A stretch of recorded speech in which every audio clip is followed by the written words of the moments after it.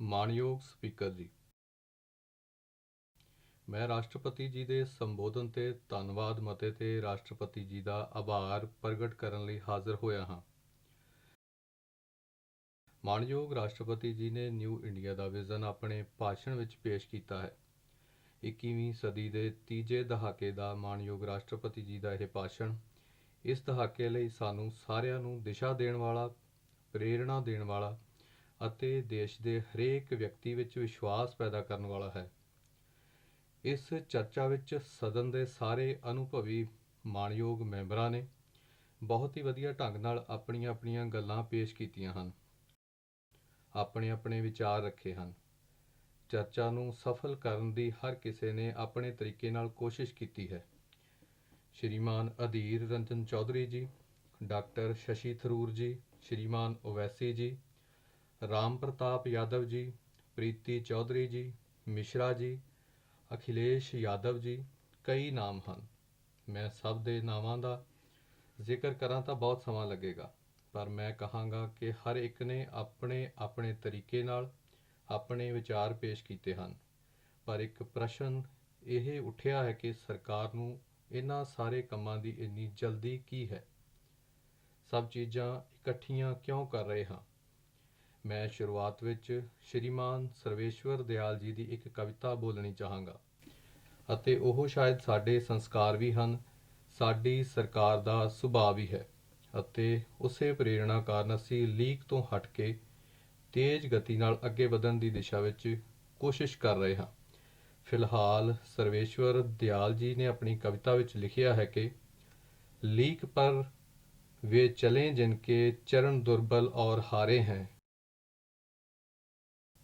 हम तो जो हमारी यात्रा से बने ऐसे अनिर्मित पंथ ही प्यारे हैं। ਮਾਣਯੋਗ ਸਪੀਕਰ ਜੀ, ਹੁਣ ਇਸ ਲਈ ਲੋਕਾਂ ਨੇ ਸਿਰਫ ਇੱਕ ਸਰਕਾਰ ਹੀ ਬਦਲੀ ਹੈ, ਅਜਿਹਾ ਨਹੀਂ ਹੈ। ਸਰੋਕਾਰ ਵੀ ਬਦਲਣ ਦੀ ਉਮੀਦ ਹੈ। ਨਵੀਂ ਸੋਚ ਨਾਲ ਕੰਮ ਕਰਨ ਦੀ ਇੱਛਾ ਕਾਰਨ ਸਾਨੂੰ ਇੱਥੇ ਆ ਕੇ ਸੇਵਾ ਦਾ ਮੌਕਾ ਮਿਲਿਆ ਹੈ। ਪਰ ਜੇਕਰ ਅਸੀਂ ਉਸ ਤਰੀਕੇ ਨਾਲ ਚੱਲਦੇ, ਇਸ ਤਰੀਕੇ ਨਾਲ ਤੁਸੀਂ ਲੋਕ ਚੱਲਦੇ ਸੀ, ਉਸ ਰਸਤੇ ਤੇ ਚੱਲਦੇ, ਇਸ ਰਸਤੇ ਦੀ ਤੁਹਾਨੂੰ ਆਦਤ ਹੋ ਗਈ ਸੀ,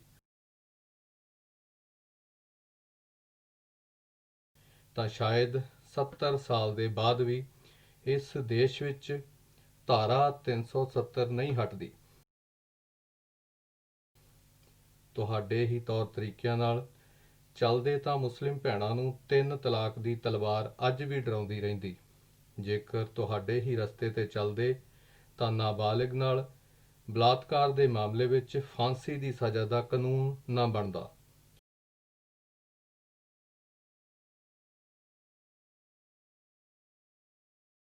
ਜੇਕਰ ਤੁਹਾਡੀ ਹੀ ਸੋਚ ਨਾਲ ਚੱਲਦੇ ਤਾਂ ਰਾਮ ਜਨਮ ਭੂਮੀ ਅੱਜ ਵੀ ਵਿਵਾਦਾਂ ਵਿੱਚ ਰਹਿੰਦੀ। ਜੇਕਰ ਤੁਹਾਡੀ ਹੀ ਸੋਚ ਹੁੰਦੀ ਤਾਂ ਕਰਤਾਰਪੁਰ ਲਾਂਘਾ ਕਦੇ ਨਾ ਬਣਦਾ। ਜੇਕਰ ਤੁਹਾਡੇ ਹੀ ਤਰੀਕੇ ਹੁੰਦੇ, ਤੁਹਾਡਾ ਹੀ ਰਸਤਾ ਹੁੰਦਾ, ਤਾਂ ਬੰਗਲਾਦੇਸ਼ ਸਰਹੱਦ ਵਿਵਾਦ ਕਦੇ ਨਾ ਸੁਲਝਦਾ।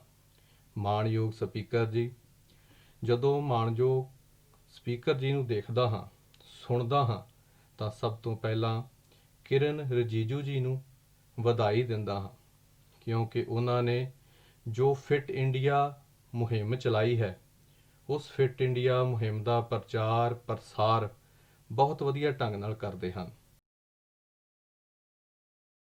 ਉਹ ਭਾਸ਼ਣ ਵੀ ਦਿੰਦੇ ਹਨ ਅਤੇ ਨਾਲ ਜਿਮ ਵੀ ਕਰਦੇ ਹਨ, ਕਿਉਂਕਿ ਇਹ ਫਿਟ ਇੰਡੀਆ ਨੂੰ ਬਲ ਦੇਣ ਲਈ, ਉਸ ਦੇ ਪ੍ਰਚਾਰ ਪ੍ਰਸਾਰ ਲਈ ਮੈਂ ਮਾਣਯੋਗ ਮੈਂਬਰ ਦਾ ਧੰਨਵਾਦ ਕਰਦਾ ਹਾਂ।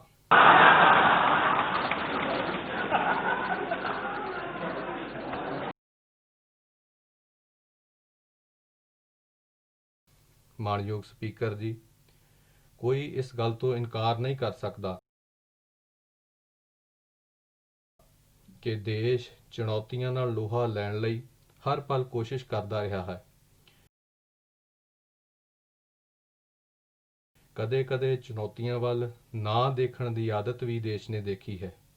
ਚੁਣੌਤੀਆਂ ਨੂੰ ਚੁਣਨ ਦੀ ਸਮਰੱਥਾ ਨਹੀਂ ਅਜਿਹੇ ਲੋਕਾਂ ਨੂੰ ਵੀ ਦੇਖਿਆ ਹੈ, ਪਰ ਅੱਜ ਦੁਨੀਆ ਦੀ ਭਾਰਤ ਤੋਂ ਜੋ ਉਮੀਦ ਹੈ, ਅਸੀਂ ਜੇਕਰ ਚੁਣੌਤੀਆਂ ਨੂੰ ਚੁਣੌਤੀ ਨਹੀਂ ਦੇਵਾਂਗੇ, ਜੇਕਰ ਅਸੀਂ ਹਿੰਮਤ ਨਹੀਂ ਦਿਖਾਉਂਦੇ ਅਤੇ ਜੇਕਰ ਅਸੀਂ ਸਭ ਨੂੰ ਨਾਲ ਲੈ ਕੇ ਅੱਗੇ ਚੱਲਣ ਦੀ ਗਤੀ ਨਹੀਂ ਵਧਾਉਂਦੇ,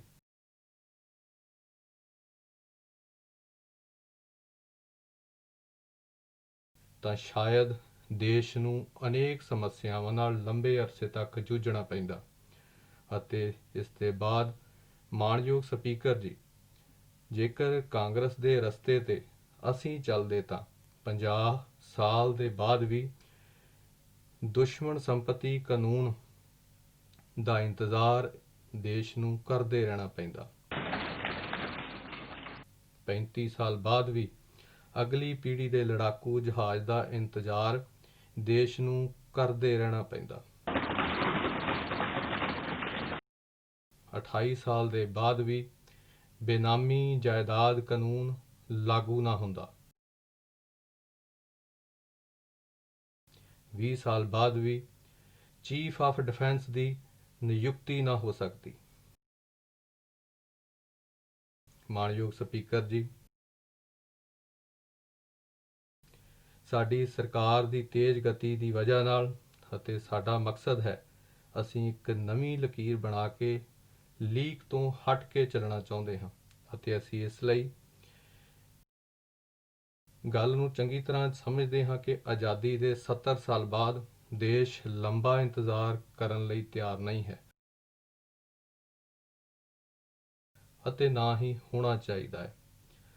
ਅਤੇ ਇਸ ਲਈ ਸਾਡੀ ਕੋਸ਼ਿਸ਼ ਹੈ ਕਿ ਰਫ਼ਤਾਰ ਵੀ ਵਧੇ ਤੇ ਸਕੇਲ ਵੀ ਵਧੇ, ਦ੍ਰਿੜ ਵੀ ਹੋਵੇ, ਫੈਸਲਾ ਵੀ ਹੋਵੇ, ਸੰਵੇਦਨਸ਼ੀਲਤਾ ਵੀ ਹੋਵੇ ਅਤੇ ਹੱਲ ਵੀ ਹੋਵੇ। ਅਸੀਂ ਜਿਸ ਤੇਜ਼ ਗਤੀ ਨਾਲ ਕੰਮ ਕੀਤਾ ਹੈ ਅਤੇ ਉਸ ਤੇਜ਼ ਗਤੀ ਨਾਲ ਕੰਮ ਕਰਨ ਦਾ ਨਤੀਜਾ ਹੈ ਕਿ ਦੇਸ਼ ਦੀ ਜਨਤਾ ਨੇ 5 ਸਾਲ ਵਿੱਚ ਦੇਖਿਆ ਹੈ ਅਤੇ ਦੇਖਣ ਦੇ ਬਾਅਦ ਉਸੇ ਤੇਜ਼ ਗਤੀ ਨਾਲ ਅੱਗੇ ਵਧਣ ਲਈ ਜ਼ਿਆਦਾ ਤਾਕਤ ਨਾਲ ਸਾਨੂੰ ਫਿਰ ਤੋਂ ਖੜਾ ਕਰਨ ਦਾ ਮੌਕਾ ਦਿੱਤਾ ਹੈ।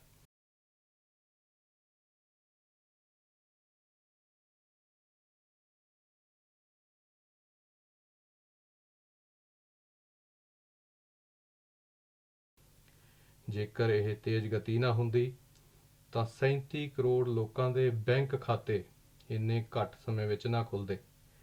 ਜੇਕਰ ਗਤੀ ਤੇਜ਼ ਨਾ ਹੁੰਦੀ ਤਾਂ 11 ਕਰੋੜ ਲੋਕਾਂ ਦੇ ਘਰਾਂ ਵਿੱਚ ਪਖਾਨਿਆਂ ਦਾ ਕੰਮ ਪੂਰਾ ਨਾ ਹੁੰਦਾ।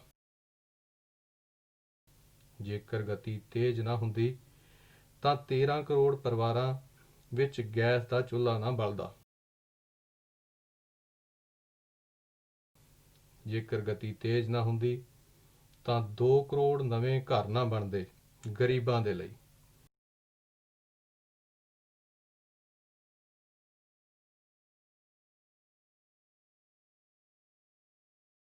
ਜੇਕਰ ਗਤੀ ਤੇਜ਼ ਨਾ ਹੁੰਦੀ, ਲੰਬੇ ਅਰਸੇ ਤੋਂ ਅਟਕੀਆਂ ਹੋਈਆਂ ਦਿੱਲੀ ਦੀਆਂ 1700 ਤੋਂ ਵੱਧ ਗੈਰ ਕਾਨੂੰਨੀ ਕਲੋਨੀਆਂ, 40 ਲੱਖ ਤੋਂ ਵੱਧ ਲੋਕਾਂ ਦੀ ਜ਼ਿੰਦਗੀ ਜੋ ਅੱਧ ਵਿਚਕਾਰ ਲਟਕੀ ਹੋਈ ਸੀ, ਉਹ ਕੰਮ ਪੂਰਾ ਨਾ ਹੁੰਦਾ।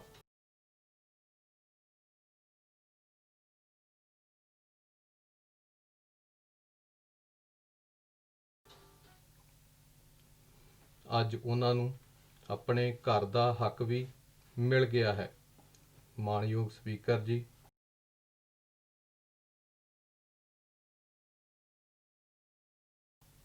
ਇੱਥੇ ਨਾਰਥ ਈਸਟ ਦੀ ਵੀ ਚਰਚਾ ਹੋਈ ਹੈ।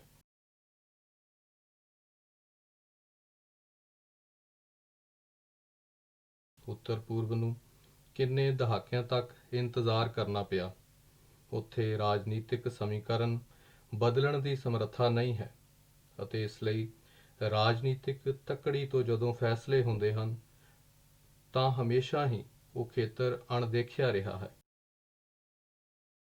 ਸਾਡੇ ਲਈ ਉੱਤਰ ਪੂਰਬ ਵੋਟ ਦੇ ਤਰਾਜੂ ਨਾਲ ਤੋਲਣ ਵਾਲਾ ਖੇਤਰ ਨਹੀਂ ਹੈ। ਭਾਰਤ ਦੀ ਏਕਤਾ ਅਤੇ ਅਖੰਡਤਾ ਦੇ ਨਾਲ-ਨਾਲ ਦੂਰ ਦੁਰਾਡੇ ਖੇਤਰ ਵਿੱਚ ਬੈਠੇ ਭਾਰਤ ਦੇ ਨਾਗਰਿਕਾਂ ਲਈ ਅਤੇ ਉਹਨਾਂ ਦੀ ਸਮਰੱਥਾ ਦਾ ਭਾਰਤ ਦੇ ਵਿਕਾਸ ਲਈ ਢੁਕਵਾਂ ਉਪਯੋਗ ਹੋਵੇ, ਸ਼ਕਤੀਆਂ ਕੰਮ ਆਉਣ, ਦੇਸ਼ ਨੂੰ ਅੱਗੇ ਵਧਣ ਵਿੱਚ ਲਈ ਕੰਮ ਆਉਣ। ਇਸ ਸ਼ਰਧਾ ਨਾਲ ਉੱਥੋਂ ਦੇ ਇੱਕ ਇੱਕ ਨਾਗਰਿਕ ਪ੍ਰਤੀ ਅਪਾਰ ਵਿਸ਼ਵਾਸ ਨਾਲ ਅੱਗੇ ਵਧਣ ਦੀ ਸਾਡੀ ਕੋਸ਼ਿਸ਼ ਰਹੀ ਹੈ ਅਤੇ ਇਸੇ ਕਾਰਨ ਉੱਤਰ ਪੂਰਬ ਵਿੱਚ ਪਿਛਲੇ 5 ਸਾਲ ਵਿੱਚ ਜੋ ਦਿੱਲੀ ਕਦੇ ਉਹਨਾਂ ਨੂੰ ਦੂਰ ਲੱਗਦੀ ਸੀ, ਅੱਜ ਦਿੱਲੀ ਉਹਨਾਂ ਦੇ ਦਰਵਾਜ਼ੇ 'ਤੇ ਜਾ ਕੇ ਖੜੀ ਹੋ ਗਈ ਹੈ। ਲਗਾਤਾਰ ਮੰਤਰੀ ਦਫ਼ਤਰ ਦਾ ਦੌਰਾ ਕਰਦੇ ਰਹੇ, ਰਾਤ ਰਾਤ ਭਰ ਉੱਥੇ ਰੁਕਦੇ ਰਹੇ, ਛੋਟੇ ਛੋਟੇ ਇਲਾਕਿਆਂ ਵਿੱਚ ਜਾਂਦੇ ਰਹੇ, ਟੀਅਰ 2 ਟੀਅਰ 3 ਛੋਟੇ ਇਲਾਕਿਆਂ ਵਿੱਚ ਗਏ, ਲੋਕਾਂ ਨਾਲ ਸੰਵਾਦ ਕੀਤਾ, ਉਹਨਾਂ ਵਿੱਚ ਲਗਾਤਾਰ ਵਿਸ਼ਵਾਸ ਪੈਦਾ ਕੀਤਾ ਅਤੇ ਵਿਸ਼ਵਾਸ ਦੀਆਂ ਜੋ ਲੋੜਾਂ ਹੁੰਦੀਆਂ 21ਵੀਂ ਸਦੀ ਨਾਲ ਜੁੜੀਆਂ ਹੋਈਆਂ, ਚਾਹੇ ਬਿਜਲੀ ਦੀ ਗੱਲ ਹੋਵੇ, ਚਾਹੇ ਰੇਲ ਦੀ ਗੱਲ ਹੋਵੇ, ਚਾਹੇ ਹਵਾਈ ਅੱਡੇ ਦੀ ਗੱਲ ਹੋਵੇ, ਚਾਹੇ ਮੋਬਾਈਲ ਕਨੈਕਟੀਵਿਟੀ ਦੀ ਗੱਲ ਹੋਵੇ, ਇਹ ਸਭ ਕਰਨ ਦੀ ਅਸੀਂ ਕੋਸ਼ਿਸ਼ ਕੀਤੀ ਹੈ ਅਤੇ ਉਹ ਵਿਸ਼ਵਾਸ ਦਾ ਕਿੰਨਾ ਵੱਡਾ ਨਤੀਜਾ ਦਿੰਦਾ ਹੈ, ਉਹ ਇਸ ਸਰਕਾਰ ਦੇ ਕਾਰਜਕਾਲ ਵਿੱਚ ਦੇਖਿਆ ਜਾ ਰਿਹਾ ਹੈ। ਇੱਥੇ ਇੱਕ ਬੋਡੋ ਦੀ ਚਰਚਾ ਵੀ ਹੋਈ ਅਤੇ ਇਹ ਕਿਹਾ ਗਿਆ ਕਿ ਇਹ ਤਾਂ ਪਹਿਲੀ ਵਾਰ ਹੋਇਆ ਹੈ। ਅਸੀਂ ਕਦੇ ਵੀ ਇਹ ਨਹੀਂ ਕਿਹਾ ਕਿ ਇਹ ਪਹਿਲੀ ਵਾਰ ਹੋਇਆ ਹੈ, ਅਸੀਂ ਇਹੀ ਕਹਿ ਰਹੇ ਹਾਂ ਕਿ ਬਹੁਤ ਪ੍ਰਯੋਗ ਹੋਏ ਹਨ ਅਤੇ ਅਜੇ ਵੀ ਪ੍ਰਯੋਗ ਹੋ ਰਹੇ ਹਨ, ਲੇਕਿਨ ਜੋ ਕੁਝ ਵੀ ਹੋਇਆ ਰਾਜਨੀਤਿਕ ਤਰਾਜੂ ਨਾਲ ਲੇਖਾ ਜੋਖਾ ਕਰਕੇ ਕੀਤਾ ਗਿਆ। ਜੋ ਵੀ ਕੀਤਾ ਗਿਆ ਅੱਧੇ ਅਧੂਰੇ ਮਨ ਨਾਲ ਕੀਤਾ ਗਿਆ, ਜੋ ਵੀ ਕੀਤਾ ਗਿਆ ਇੱਕ ਪ੍ਰਕਾਰ ਨਾਲ ਖਾਨਾ ਪੂਰਤੀ ਕੀਤੀ ਗਈ ਅਤੇ ਉਸ ਕਾਰਨ ਸਮਝੌਤੇ ਕਾਗਜ਼ 'ਤੇ ਹੋ ਗਏ, ਫੋਟੋ ਵੀ ਛਪ ਗਈ, ਵਾਹ ਵਾਹੀ ਵੀ ਹੋ ਗਈ, ਬਹੁਤ ਮਾਣ ਨਾਲ ਅੱਜ ਉਸ ਦੀ ਚਰਚਾ ਵੀ ਹੋ ਰਹੀ ਹੈ।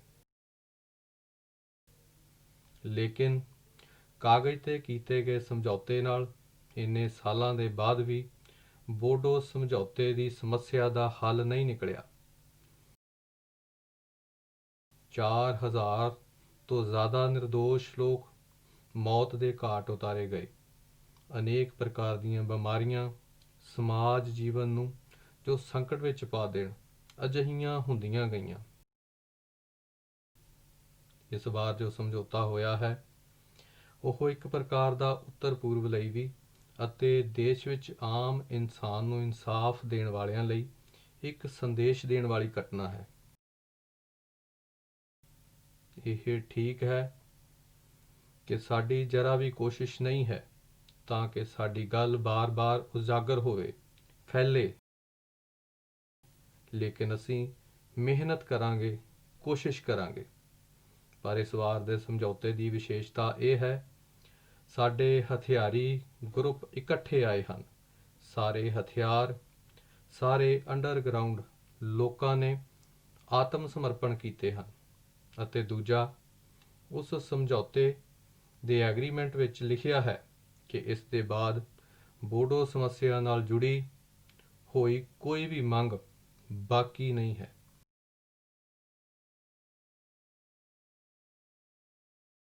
ਉੱਤਰ ਪੂਰਬ ਵਿੱਚ ਸਾਡੇ ਸਭ ਤੋਂ ਪਹਿਲਾਂ ਸੂਰਜ ਪਹਿਲਾਂ ਉੱਗਦਾ ਹੈ, ਪਰ ਸੁਬਾਹ ਨਹੀਂ ਆਉਂਦੀ ਸੀ। ਸੂਰਜ ਤਾਂ ਆ ਜਾਂਦਾ ਸੀ, ਹਨੇਰਾ ਖਤਮ ਨਹੀਂ ਹੁੰਦਾ ਸੀ।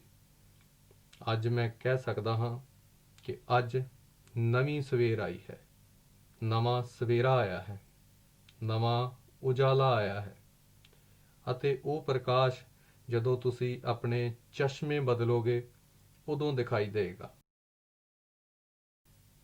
ਮੈਂ ਤੁਹਾਡਾ ਬਹੁਤ ਬਹੁਤ ਧੰਨਵਾਦੀ ਹਾਂ ਕਿਉਂਕਿ ਤੁਸੀਂ ਬੋਲਣ ਵਿਚਕਾਰ ਮੈਨੂੰ ਵਿਰਾਮ ਦੇ ਰਹੇ ਹੋ।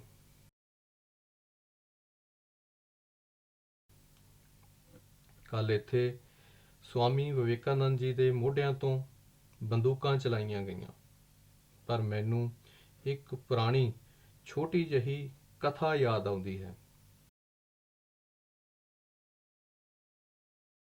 ਇੱਕ ਵਾਰ ਕੁਝ ਲੋਕ ਰੇਲ ਵਿੱਚ ਸਫ਼ਰ ਕਰ ਰਹੇ ਸਨ ਅਤੇ ਜਦੋਂ ਰੇਲ ਵਿੱਚ ਸਫ਼ਰ ਕਰ ਰਹੇ ਸਨ ਤਾਂ ਰੇਲ ਜਿਵੇਂ ਹੀ ਗਤੀ ਫੜਦੀ ਸੀ ਉਦੋਂ ਹੀ ਪਟਰੀ ਵਿੱਚ ਆਵਾਜ਼ ਆਉਂਦੀ ਹੈ।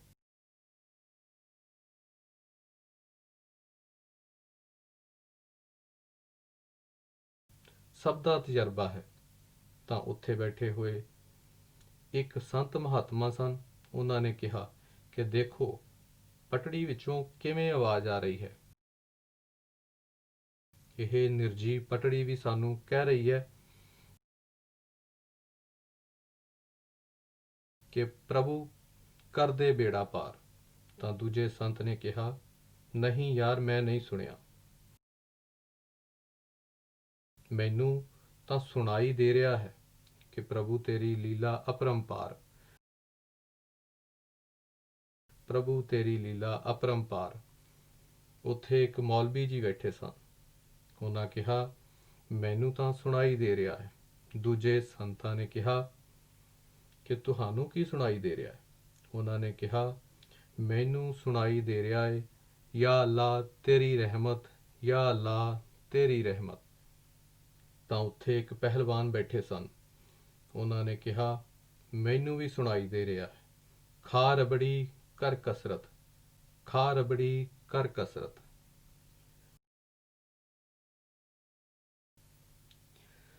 ਕੱਲ ਜੋ ਵਿਵੇਕਾਨੰਦ ਜੀ ਦੇ ਨਾਂ ਨਾਲ ਕਿਹਾ ਗਿਆ, ਜਿਵੇਂ ਮਨ ਦੀ ਰਚਨਾ ਹੁੰਦੀ ਹੈ ਉਵੇਂ ਹੀ ਸੁਣਦਾ ਹੈ।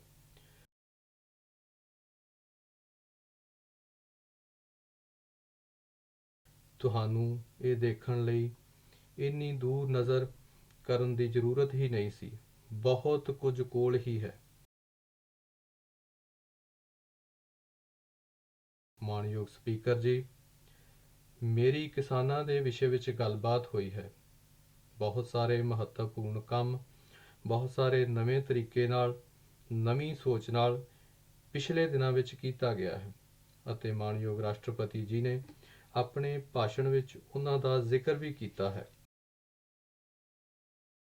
ਲੇਕਿਨ ਜਿਸ ਪ੍ਰਕਾਰ ਨਾਲ ਇੱਥੇ ਚਰਚਾ ਕਰਨ ਦੀ ਕੋਸ਼ਿਸ਼ ਹੋਈ ਹੈ, ਮੈਂ ਨਹੀਂ ਜਾਣਦਾ ਕਿ ਉਹ ਅਗਿਆਨਤਾ ਕਰਕੇ ਹੈ ਜਾਂ ਜਾਣਬੁੱਝ ਕੇ ਕਰ ਰਹੇ ਹਨ, ਕਿਉਂਕਿ ਕੁਝ ਅਜਿਹੀਆਂ ਚੀਜ਼ਾਂ ਹਨ ਜੇਕਰ ਜਾਣਕਾਰੀ ਹੋਵੇ ਵੀ ਤਾਂ ਸ਼ਾਇਦ ਅਸੀਂ ਅਜਿਹਾ ਨਹੀਂ ਕਰਦੇ।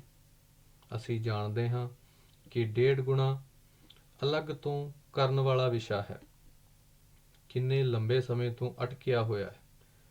ਸਾਡੇ ਸਮੇਂ ਦਾ ਨਹੀਂ ਸੀ, ਪਹਿਲਾਂ ਦਾ ਸੀ, ਪਰ ਇਹ ਕਿਸਾਨਾਂ ਪ੍ਰਤੀ ਸਾਡੀ ਜ਼ਿੰਮੇਵਾਰੀ ਸੀ ਕਿ ਉਸ ਕੰਮ ਨੂੰ ਵੀ ਅਸੀਂ ਪੂਰਾ ਕਰ ਦਿੱਤਾ। ਮੈਂ ਹੈਰਾਨ ਹਾਂ, ਸਿੰਚਾਈ ਯੋਜਨਾਵਾਂ 20-20 ਸਾਲਾਂ ਤੋਂ ਪਈਆਂ ਨੇ, ਕੋਈ ਪੁੱਛਣ ਵਾਲਾ ਨਹੀਂ ਸੀ, ਫੋਟੋ ਖਿਚਵਾ ਲਈ, ਬਸ ਕੰਮ ਹੋ ਗਿਆ। ਸਾਨੂੰ ਅਜਿਹੀਆਂ 99 ਯੋਜਨਾਵਾਂ ਨੂੰ ਹੱਥ ਪਾਉਣ ਦਾ ਮੌਕਾ ਮਿਲਿਆ।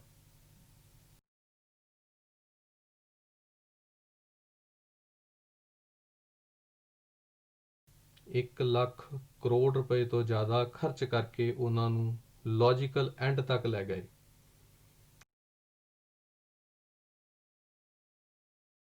ਅਤੇ ਹੁਣ ਕਿਸਾਨਾਂ ਨੂੰ ਉਸ ਦਾ ਫਾਇਦਾ ਹੋਣਾ ਸ਼ੁਰੂ ਹੋਣ ਲੱਗਿਆ ਹੈ।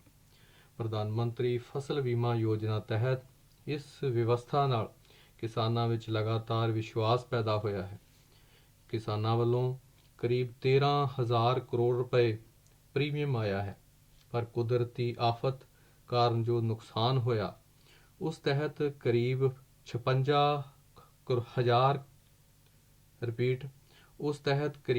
56,000 ਕਰੋੜ ਰੁਪਏ ਕਿਸਾਨਾਂ ਨੂੰ ਬੀਮਾ ਯੋਜਨਾ ਤਹਿਤ ਪ੍ਰਾਪਤ ਹੋਏ ਹਨ। ਕਿਸਾਨ ਦੀ ਆਮਦਨ ਵਧੀ ਹੈ। ਇਹ ਸਾਡੀਆਂ ਤਰਜੀਹਾਂ ਨੇ। ਲਾਗਤ ਘੱਟ ਹੋਵੇ, ਇਹ ਸਾਡੀ ਤਰਜੀਹ ਹੈ। ਅਤੇ ਪਹਿਲਾਂ MSP ਦੇ ਨਾਂ 'ਤੇ ਕੀ ਹੁੰਦਾ ਸੀ? ਸਾਡੇ ਦੇਸ਼ ਵਿੱਚ ਪਹਿਲਾਂ 7 ਲੱਖ ਟਨ ਦਾਲ, ਤੇਲ ਵਾਲੇ ਬੀਜਾਂ ਦੀ ਖਰੀਦ ਹੋਈ ਹੈ। ਸਾਡੇ ਕਾਰਜਕਾਲ ਵਿੱਚ 100 ਲੱਖ ਟਨ। ਈ-ਨੈਮ ਯੋਜਨਾ ਅੱਜ ਡਿਜੀਟਲ ਵਿਸ਼ਵ ਹੈ। ਸਾਡਾ ਕਿਸਾਨ ਮੋਬਾਈਲ ਫੋਨ ਤੋਂ ਦੁਨੀਆ ਦੇ ਭਾਅ ਦੇਖ ਰਿਹਾ ਹੈ, ਸਮਝ ਰਿਹਾ ਹੈ। ਈ-ਨੈਮ ਯੋਜਨਾ ਦੇ ਨਾਮ 'ਤੇ ਕਿਸਾਨ ਆਪਣਾ ਬਾਜ਼ਾਰ ਵਿੱਚ ਮਾਲ ਵੇਚ ਸਕਦੇ ਹਨ ਅਤੇ ਮੈਨੂੰ ਖੁਸ਼ੀ ਹੈ ਕਿ ਪਿੰਡ ਦਾ ਕਿਸਾਨ ਇਸ ਵਿਵਸਥਾ ਨਾਲ ਕਰੀਬ ਪੌਣੇ 2 ਕਰੋੜ ਕਿਸਾਨ ਹੁਣ ਤੱਕ ਉਸ ਨਾਲ ਜੁੜ ਚੁੱਕੇ ਨੇ ਅਤੇ ਕਰੀਬ 1 ਲੱਖ ਕਰੋੜ ਕਾਰੋਬਾਰ ਕਿਸਾਨਾਂ ਨੇ ਆਪਣੀ ਪੈਦਾਵਾਰ ਦਾ ਇਸ ਈ-ਨੈਮ ਯੋਜਨਾ ਨਾਲ ਕੀਤਾ ਹੈ। ਅਸੀਂ ਕਿਸਾਨ ਕ੍ਰੈਡਿਟ ਕਾਰਡ ਦਾ ਵਿਸਥਾਰ ਹੋਵੇ, ਮੱਛੀ ਪਾਲਣ ਹੋਵੇ, ਮੁਰਗੀ ਪਾਲਣ ਹੋਵੇ, ਸੌਰ ਊਰਜਾ ਵੱਲ ਜਾਣ ਦੀ ਕੋਸ਼ਿਸ਼ ਹੋਵੇ, ਸੋਲਰ ਪੰਪ ਦੀ ਗੱਲ ਹੋਵੇ, ਅਜਿਹੀਆਂ ਨਵੀਆਂ ਅਨੇਕਾਂ ਚੀਜ਼ਾਂ ਜੋੜੀਆਂ ਹਨ ਜਿਸ ਕਾਰਨ ਅੱਜ ਉਸ ਦੀ ਆਰਥਿਕ ਸਥਿਤੀ ਵਿੱਚ ਬਹੁਤ ਵੱਡੀ ਤਬਦੀਲੀ ਆਈ ਹੈ। 2014 ਵਿੱਚ ਸਾਡੇ ਆਉਣ ਤੋਂ ਪਹਿਲਾਂ ਖੇਤੀ ਮੰਤਰਾਲੇ ਦਾ ਬਜਟ 27,000 ਕਰੋੜ ਰੁਪਏ ਦਾ ਸੀ। ਹੁਣ ਇਹ ਵੱਧ ਕੇ 5 ਗੁਣਾ 27,000 ਕਰੋੜ ਦਾ ਵੱਧ ਕੇ 5 ਗੁਣਾ ਅਤੇ ਲਗਭਗ 1.5 ਲੱਖ ਕਰੋੜ ਰੁਪਏ ਤੇ ਅਸੀਂ ਪਹੁੰਚਾਇਆ ਹੈ। PM ਕਿਸਾਨ ਸਨਮਾਨ ਯੋਜਨਾ ਨਾਲ ਕਿਸਾਨਾਂ ਦੇ ਖਾਤੇ ਵਿੱਚ ਸਿੱਧੇ ਪੈਸੇ ਜਾਂਦੇ ਹਨ। ਹੁਣ ਤੱਕ ਕਰੀਬ 45,000 ਕਰੋੜ ਰੁਪਏ ਕਿਸਾਨਾਂ ਦੇ ਖਾਤੇ ਵਿੱਚ ਟ੍ਰਾਂਸਫਰ ਹੋ ਚੁੱਕੇ ਹਨ। ਕੋਈ ਵਿਚੋਲਾ ਨਹੀਂ ਹੈ। ਇੱਕ ਕਲਿੱਕ ਦਬਾਇਆ, ਪੈਸੇ ਪਹੁੰਚ ਗਏ।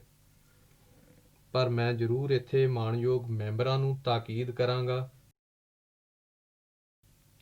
ਕਿ ਰਾਜਨੀਤੀ ਕਰਦੇ ਰਹੋ, ਕਰਨੀ ਵੀ ਚਾਹੀਦੀ ਹੈ, ਮੈਂ ਜਾਣਦਾ ਹਾਂ, ਲੇਕਿਨ ਕੀ ਅਸੀਂ ਰਾਜਨੀਤੀ ਕਰਨ ਲਈ ਕਿਸਾਨਾਂ ਦੇ ਹਿੱਤਾਂ ਨਾਲ ਖਿਲਵਾੜ ਕਰਾਂਗੇ?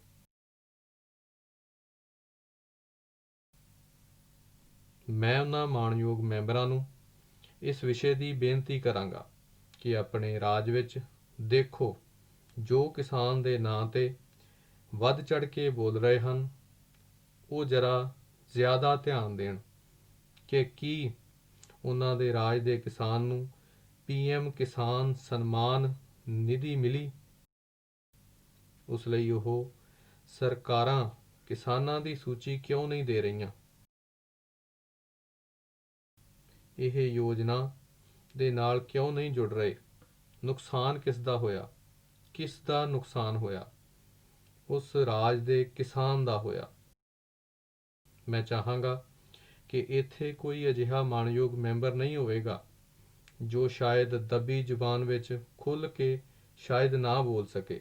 ਕਈ ਥਾਵਾਂ 'ਤੇ ਬਹੁਤ ਕੁਝ ਹੁੰਦਾ ਹੈ, ਲੇਕਿਨ ਉਹਨਾਂ ਨੂੰ ਪਤਾ ਹੋਵੇਗਾ। ਉਸੇ ਪ੍ਰਕਾਰ ਮੈਂ ਮਾਣਯੋਗ ਮੈਂਬਰਾਂ ਨੂੰ ਕਹਾਂਗਾ ਜਿਨ੍ਹਾਂ ਨੇ ਬਹੁਤ ਕੁਝ ਕਿਹਾ ਹੈ, ਉਹਨਾਂ ਰਾਜਾਂ ਵਿੱਚ ਜ਼ਰਾ ਦੇਖੋ ਤੁਸੀਂ ਕਿ ਜਿੱਥੇ ਕਿਸਾਨਾਂ ਨਾਲ ਵਾਅਦੇ ਕਰ ਕਰਕੇ ਬਹੁਤ ਵੱਡੀਆਂ ਗੱਲਾਂ ਕਰ ਕਰਕੇ ਵੋਟਾਂ ਬਟੋਰ ਲਈਆਂ, ਸਹੁੰ ਚੁੱਕ ਲਈ, ਸੱਤਾ ਸਿੰਘਾਸਨ ਪ੍ਰਾਪਤ ਕਰ ਲਿਆ, ਪਰ ਕਿਸਾਨਾਂ ਦੇ ਵਾਅਦੇ ਪੂਰੇ ਨਹੀਂ ਕੀਤੇ ਗਏ। ਘੱਟੋ ਘੱਟ ਇੱਥੇ ਬੈਠੇ ਹੋਏ ਮਾਣਯੋਗ ਮੈਂਬਰ ਉਹਨਾਂ ਰਾਜਾਂ ਦੇ ਵੀ ਪ੍ਰਤੀਨਿਧ ਹੋਣਗੇ ਤਾਂ ਉਹ ਜ਼ਰੂਰ ਉਹਨਾਂ ਰਾਜਾਂ ਨੂੰ ਕਹਿਣ ਕਿ ਕਿਸਾਨਾਂ ਨੂੰ ਉਹਨਾਂ ਦਾ ਹੱਕ ਦੇਣ ਵਿੱਚ ਕੁਤਾਹੀ ਨਾ ਕਰਨ। ਮਾਣਯੋਗ ਸਪੀਕਰ ਜੀ, ਜਦੋਂ ਸਰਬ ਪਾਰਟੀ ਮੀਟਿੰਗ ਹੋਈ ਸੀ ਉਦੋਂ ਮੈਂ ਵਿਸਥਾਰ ਨਾਲ ਸਭ ਦੇ ਸਾਹਮਣੇ ਇੱਕ ਪ੍ਰਾਰਥਨਾ ਵੀ ਕੀਤੀ ਸੀ ਅਤੇ ਆਪਣੇ ਵਿਚਾਰ ਵੀ ਰੱਖੇ ਸਨ। ਉਸ ਦਿਨ ਦੇ ਬਾਅਦ ਸਦਨ ਦੀ ਸ਼ੁਰੂਆਤ ਵਿੱਚ ਜਦੋਂ ਮੀਡੀਆ ਦੇ ਲੋਕਾਂ ਨਾਲ ਮੈਂ ਗੱਲ ਕਰ ਰਿਹਾ ਸੀ, ਉਦੋਂ ਵੀ ਮੈਂ ਕਿਹਾ ਸੀ ਕਿ ਅਸੀਂ ਪੂਰੀ ਤਰ੍ਹਾਂ ਆਰਥਿਕ ਵਿਸ਼ਾ, ਦੇਸ਼ ਦੀ ਆਰਥਿਕ ਪ੍ਰਸਥਿਤੀ ਦੇ ਸਾਰੇ ਵਿਸ਼ਿਆਂ ਨੂੰ ਅਸੀਂ ਸਮਰਪਿਤ ਕਰਾਂਗੇ।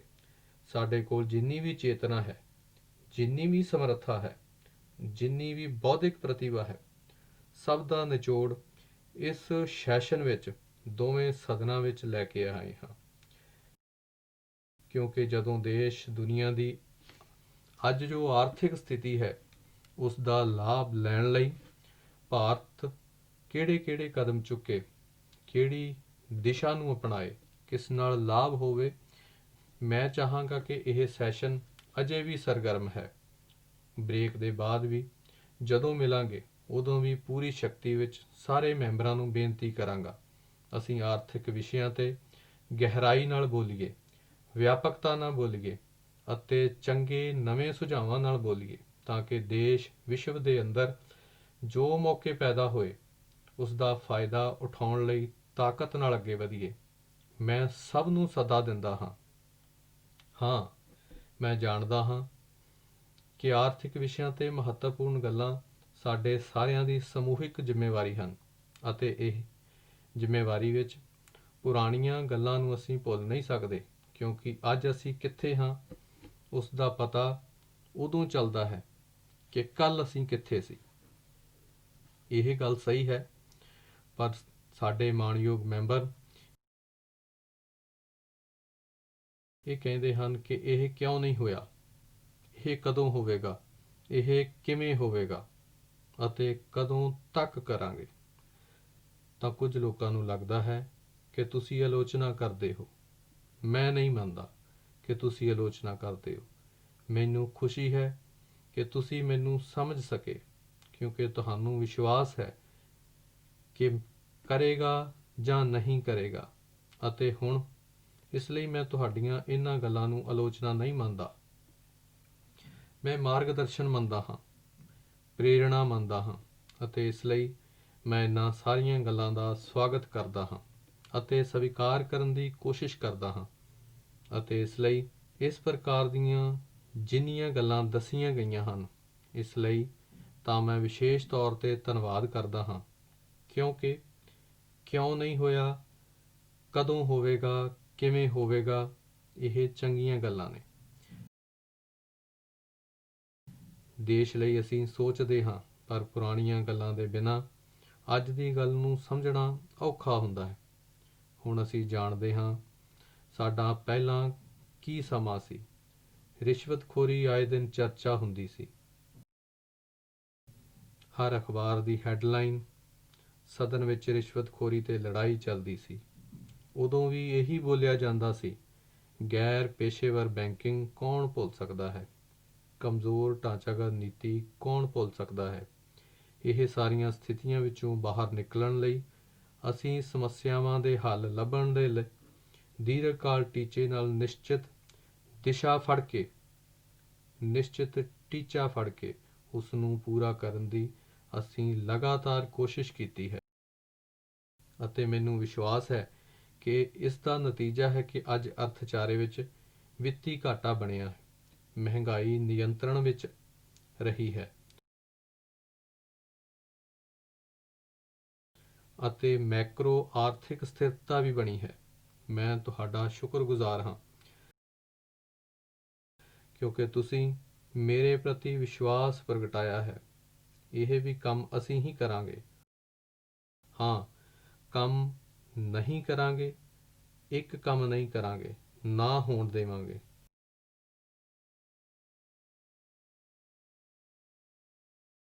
ਉਹ ਹੈ ਤੁਹਾਡੀ ਬੇਰੁਜ਼ਗਾਰੀ ਨਹੀਂ ਹਟਣ ਦੇਵਾਂਗੇ।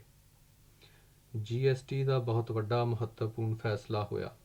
ਕਾਰਪੋਰੇਟ ਟੈਕਸ ਘੱਟ ਕਰਨ ਦੀ ਗੱਲ ਹੋਵੇ, IBC ਲਿਆਉਣ ਦੀ ਗੱਲ ਹੋਵੇ, FDI ਵਿਵਸਥਾ ਨੂੰ ਉਦਾਰ ਕਰਨ ਦੀ ਗੱਲ ਹੋਵੇ, ਬੈਂਕਾਂ ਵਿੱਚ ਮੁੜ ਪੂੰਜੀ ਨਿਰਮਾਣ ਕਰਨ ਦੀ ਗੱਲ ਹੋਵੇ, ਜੋ ਵੀ ਸਮੇਂ-ਸਮੇਂ 'ਤੇ ਲੋੜ ਰਹੀ ਹੈ ਅਤੇ ਜੋ ਵੀ ਲੰਬੇ ਸਮੇਂ ਦੀ ਮਜ਼ਬੂਤੀ ਲਈ ਜ਼ਰੂਰਤ ਹੈ, ਸਾਰੇ ਕਦਮ ਸਾਡੀ ਸਰਕਾਰ ਉਠਾ ਰਹੀ ਹੈ, ਉਠਾਵੇਗੀ, ਅਤੇ ਉਸ ਦਾ ਲਾਭ ਵੀ ਆਉਣਾ ਸ਼ੁਰੂ ਹੋਇਆ ਹੈ।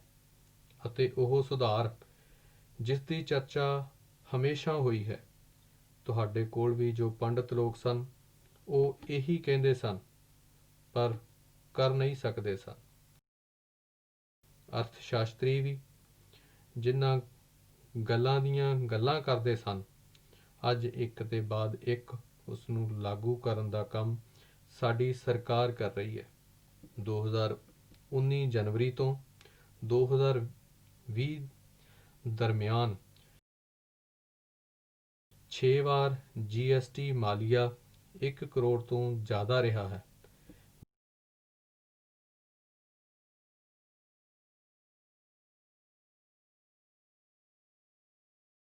ਜੇਕਰ ਮੈਂ FDI ਦੀ ਗੱਲ ਕਰਾਂ ਤਾਂ 2018 ਅਪ੍ਰੈਲ ਤੋਂ ਸਤੰਬਰ ਤੱਕ FDI $22 ਬਿਲੀਅਨ ਸੀ। ਅੱਜ ਉਸੇ ਸਮੇਂ ਵਿੱਚ ਇਹ FDI $26 ਬਿਲੀਅਨ ਪਾਰ ਕਰ ਗਈ ਹੈ। ਇਸ ਗੱਲ ਦਾ ਸਬਕ ਹੈ ਕਿ ਵਿਦੇਸ਼ੀ ਨਿਵੇਸ਼ਕਾਂ ਦਾ ਭਾਰਤ ਦੇ ਪ੍ਰਤੀ ਵਿਸ਼ਵਾਸ ਵਧਿਆ ਹੈ, ਭਾਰਤ ਦੀ ਅਰਥ ਵਿਵਸਥਾ 'ਤੇ ਵੀ ਵਿਸ਼ਵਾਸ ਵਧਿਆ ਹੈ ਅਤੇ ਭਾਰਤ ਵਿੱਚ ਆਰਥਿਕ ਖੇਤਰ ਵਿੱਚ ਮੌਕੇ ਪੈਦਾ ਹੋਏ ਹਨ। ਇਹ ਧਾਰਨਾ ਬਣੀ ਹੈ ਤਾਂ ਜਾ ਕੇ ਲੋਕ ਆਉਂਦੇ ਹਨ। ਸਾਡਾ ਵਿਜ਼ਨ ਵਧੇਰੇ ਨਿਵੇਸ਼, ਬਿਹਤਰ ਬੁਨਿਆਦੀ ਢਾਂਚੇ ਵਿੱਚ ਮੁੱਲ ਵਾਧਾ ਅਤੇ ਜ਼ਿਆਦਾ ਤੋਂ ਜ਼ਿਆਦਾ ਰੁਜ਼ਗਾਰ ਸਿਰਜਣ 'ਤੇ ਹੈ।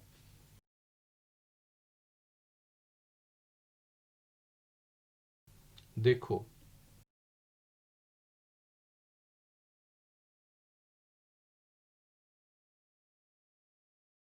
ਮੈਂ ਕਿਸਾਨਾਂ ਤੋਂ ਬਹੁਤ ਕੁਝ ਸਿੱਖਦਾ ਹਾਂ। ਕਿਸਾਨ ਜੋ ਹੁੰਦਾ ਹੈ ਉਹ ਨਾ ਗਰਮੀ ਵਿੱਚ ਖੇਤ ਵਾਹ ਕੇ ਪੈਰ ਰੱਖਦਾ ਹੈ, ਬੀਜ ਬੀਜਦਾ ਨਹੀਂ ਉਸ ਸਮੇਂ, ਸਹੀ ਸਮੇਂ 'ਤੇ ਬੀਜ ਬੀਜਦਾ ਹੈ ਅਤੇ ਅਜੇ ਜੋ ਪਿਛਲੇ 10 ਮਿੰਟ ਤੋਂ ਚੱਲ ਰਿਹਾ ਹੈ ਉਹ ਮੇਰਾ ਖੇਤ ਵਾਹੁਣ ਦਾ ਕੰਮ ਚੱਲ ਰਿਹਾ ਹੈ। ਹੁਣ ਬਰਾਬਰ ਤੁਹਾਡੇ ਦਿਮਾਗ ਵਿੱਚ ਜਗ੍ਹਾ ਹੋ ਗਈ ਹੈ। ਹੁਣ ਮੈਂ ਇੱਕ ਇੱਕ ਕਰਕੇ ਬੀਜ ਪਾਵਾਂਗਾ। ਮੁਦਰਾ ਯੋਜਨਾ, startup India, stand up India, ਇਹਨਾਂ ਯੋਜਨਾਵਾਂ ਨੇ ਦੇਸ਼ ਵਿੱਚ ਸਵੈ ਰੁਜ਼ਗਾਰ ਨੂੰ ਬਹੁਤ ਵੱਡੀ ਤਾਕਤ ਦਿੱਤੀ ਹੈ। ਇੰਨਾ ਹੀ ਨਹੀਂ, ਇਸ ਦੇਸ਼ ਵਿੱਚ ਕਰੋੜਾਂ ਲੋਕ ਜੋ ਪਹਿਲੀ ਵਾਰ ਮੁਦਰਾ ਯੋਜਨਾ ਤੋਂ ਲੈ ਕੇ ਖੁਦ ਦੀ ਰੋਜ਼ੀ ਰੋਟੀ ਕਮਾਉਣ ਲੱਗੇ, ਪਰ ਕਿਸੇ ਹੋਰ ਇੱਕ ਨੂੰ, 2 ਨੂੰ, 3 ਨੂੰ ਰੋਜ਼ਗਾਰ ਦੇਣ ਵਿੱਚ ਸਫਲ ਹੋਏ। ਇੰਨਾ ਹੀ ਨਹੀਂ, ਪਹਿਲੀ ਵਾਰ ਬੈਂਕਾਂ ਤੋਂ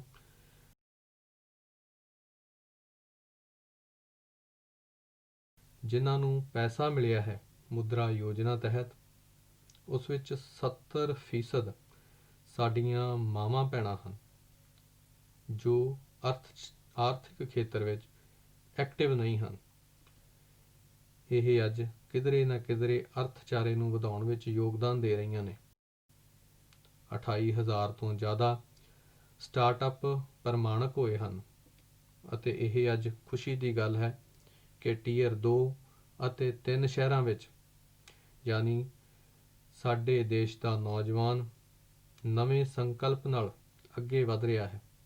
ਮੁਦਰਾ ਯੋਜਨਾ ਤਹਿਤ 22 ਕਰੋੜ ਤੋਂ ਜ਼ਿਆਦਾ ਕਰਜ਼ ਮਨਜ਼ੂਰ ਕੀਤੇ ਗਏ ਨੇ ਅਤੇ ਕਰੋੜਾਂ ਨੌਜਵਾਨਾਂ ਨੇ ਰੁਜ਼ਗਾਰ ਹਾਸਲ ਕੀਤਾ ਹੈ।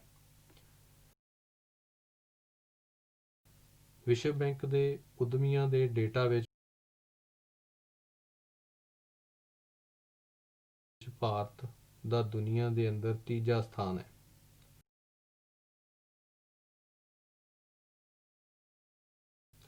ਸਤੰਬਰ 2017 ਤੋਂ ਨਵੰਬਰ 2019 ਦਰਮਿਆਨ EPFO ਪੇਰੋਲ ਡੇਟਾ ਵਿੱਚ 1 ਕਰੋੜ 49 ਲੱਖ ਨਵੇਂ ਸਬਸਕ੍ਰਾਈਬਰ ਲਿਆਂਦੇ ਨੇ। ਇਹ ਬਿਨਾਂ ਰੁਜ਼ਗਾਰ ਦੇ ਪੈਸੇ ਜਮ੍ਹਾਂ ਨਹੀਂ ਕਰਦਾ ਹੈ।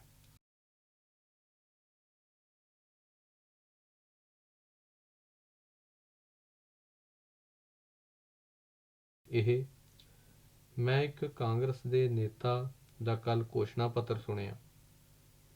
ਉਹਨਾਂ ਨੇ ਐਲਾਨ ਕੀਤਾ ਕਿ 6 ਮਹੀਨੇ ਵਿੱਚ ਮੋਦੀ ਨੂੰ ਡੰਡੇ ਮਾਰਾਂਗੇ।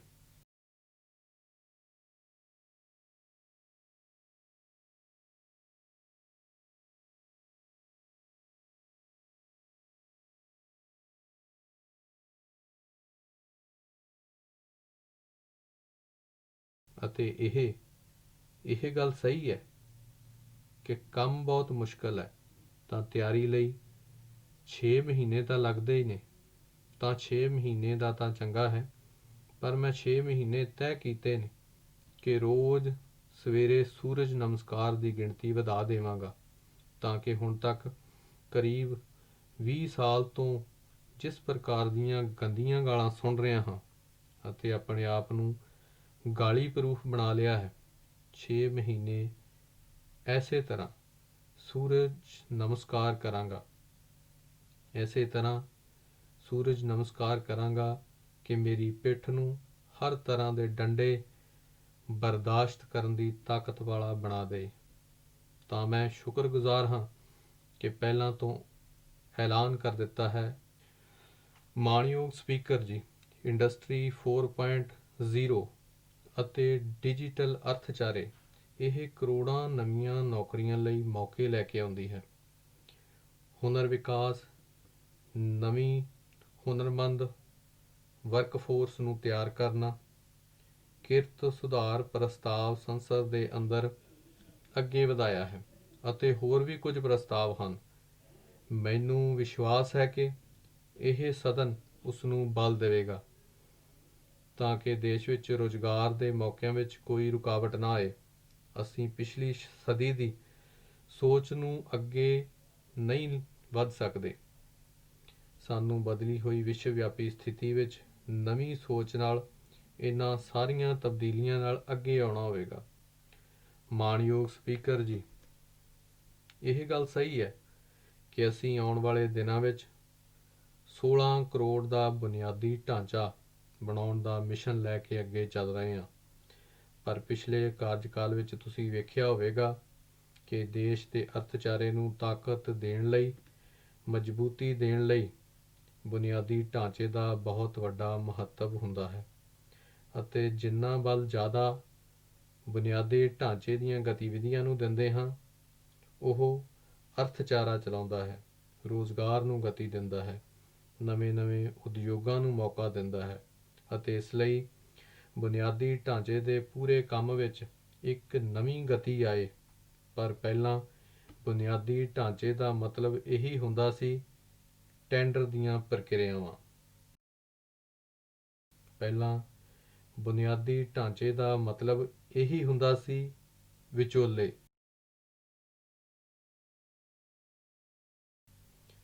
ਇਹੀ ਬੁਨਿਆਦੀ ਢਾਂਚੇ ਦੀ ਗੱਲ ਆਉਂਦੀ ਸੀ ਤਾਂ ਲੋਕਾਂ ਨੂੰ ਇਹੀ ਲੱਗਦਾ ਸੀ ਕਿ ਕੁਝ ਬੋ ਆਉਂਦੀ ਹੈ। ਅਸੀਂ ਪਾਰਦਰਸ਼ਤਾ ਨਾਲ 21ਵੀਂ ਸਦੀ ਦਾ ਆਧੁਨਿਕ ਭਾਰਤ ਬਣਾਉਣ ਲਈ ਬੁਨਿਆਦੀ ਢਾਂਚਾ ਖੜਾ ਕਰ ਰਹੇ ਹਾਂ। ਕਾਰਗਿਲ ਤੋਂ ਕੰਨਿਆ ਕੁਮਾਰੀ ਅਤੇ ਕੱਛ ਤੋਂ ਕੋਹਿਮਾ, ਇਸ ਨੂੰ ਜੇਕਰ ਜੋੜਨ ਦਾ ਕੰਮ ਕਰਨ ਦੀ ਤਾਕਤ ਹੁੰਦੀ ਹੈ ਤਾਂ ਬੁਨਿਆਦੀ ਢਾਂਚੇ ਵਿੱਚ ਹੁੰਦੀ ਹੈ। ਉਮੀਦ ਅਤੇ ਪ੍ਰਾਪਤੀ ਜੋੜਨ ਦਾ ਕੰਮ ਬੁਨਿਆਦੀ ਢਾਂਚਾ ਕਰਦਾ ਹੈ। ਲੋਕਾਂ ਅਤੇ ਉਹਨਾਂ ਦੇ ਸੁਪਨਿਆਂ ਨੂੰ ਉਡਾਣ ਦੇਣ ਦੀ ਤਾਕਤ ਜੇਕਰ ਕਿਧਰੇ ਹੈ ਤਾਂ ਉਹ ਬੁਨਿਆਦੀ ਢਾਂਚੇ ਵਿੱਚ ਹੁੰਦੀ ਹੈ।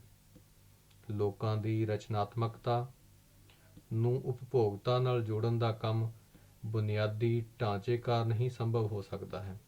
ਇੱਕ ਬੱਚੇ ਨੂੰ ਸਕੂਲ ਛੱਡਣ ਦਾ ਕੰਮ ਛੋਟਾ ਕਿਉਂ ਨਾ ਹੋਵੇ, ਇਨਫਰਾਸਟ੍ਰਕਚਰ ਕਰਦਾ ਹੈ।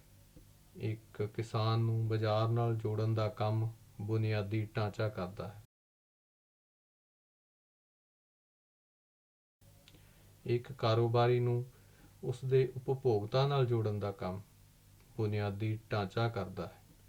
ਲੋਕਾਂ ਨੂੰ ਲੋਕਾਂ ਨਾਲ ਜੋੜਨ ਦਾ ਕੰਮ ਵੀ ਢਾਂਚਾ ਕਰਦਾ ਹੈ ਅਤੇ ਇਸ ਲਈ ਸਿੰਚਾਈ ਤੋਂ ਲੈ ਕੇ ਸਨਅਤ ਤੱਕ, ਸੋਸ਼ਲ ਇਨਫਰਾਸਟ੍ਰਕਚਰ ਤੋਂ ਲੈ ਕੇ ਪੇਂਡੂ ਬੁਨਿਆਦੀ ਢਾਂਚੇ ਤੱਕ, ਸੜਕਾਂ ਤੋਂ ਲੈ ਕੇ ਬੰਦਰਗਾਹਾਂ ਤੱਕ, ਹਵਾਈ ਮਾਰਗਾਂ ਤੋਂ ਲੈ ਕੇ ਜਲ ਮਾਰਗਾਂ ਤੱਕ ਅਸੀਂ ਅਨੇਕ ਅਜਿਹੀਆਂ ਪਹਿਲਕਦਮੀਆਂ ਕੀਤੀਆਂ ਨੇ।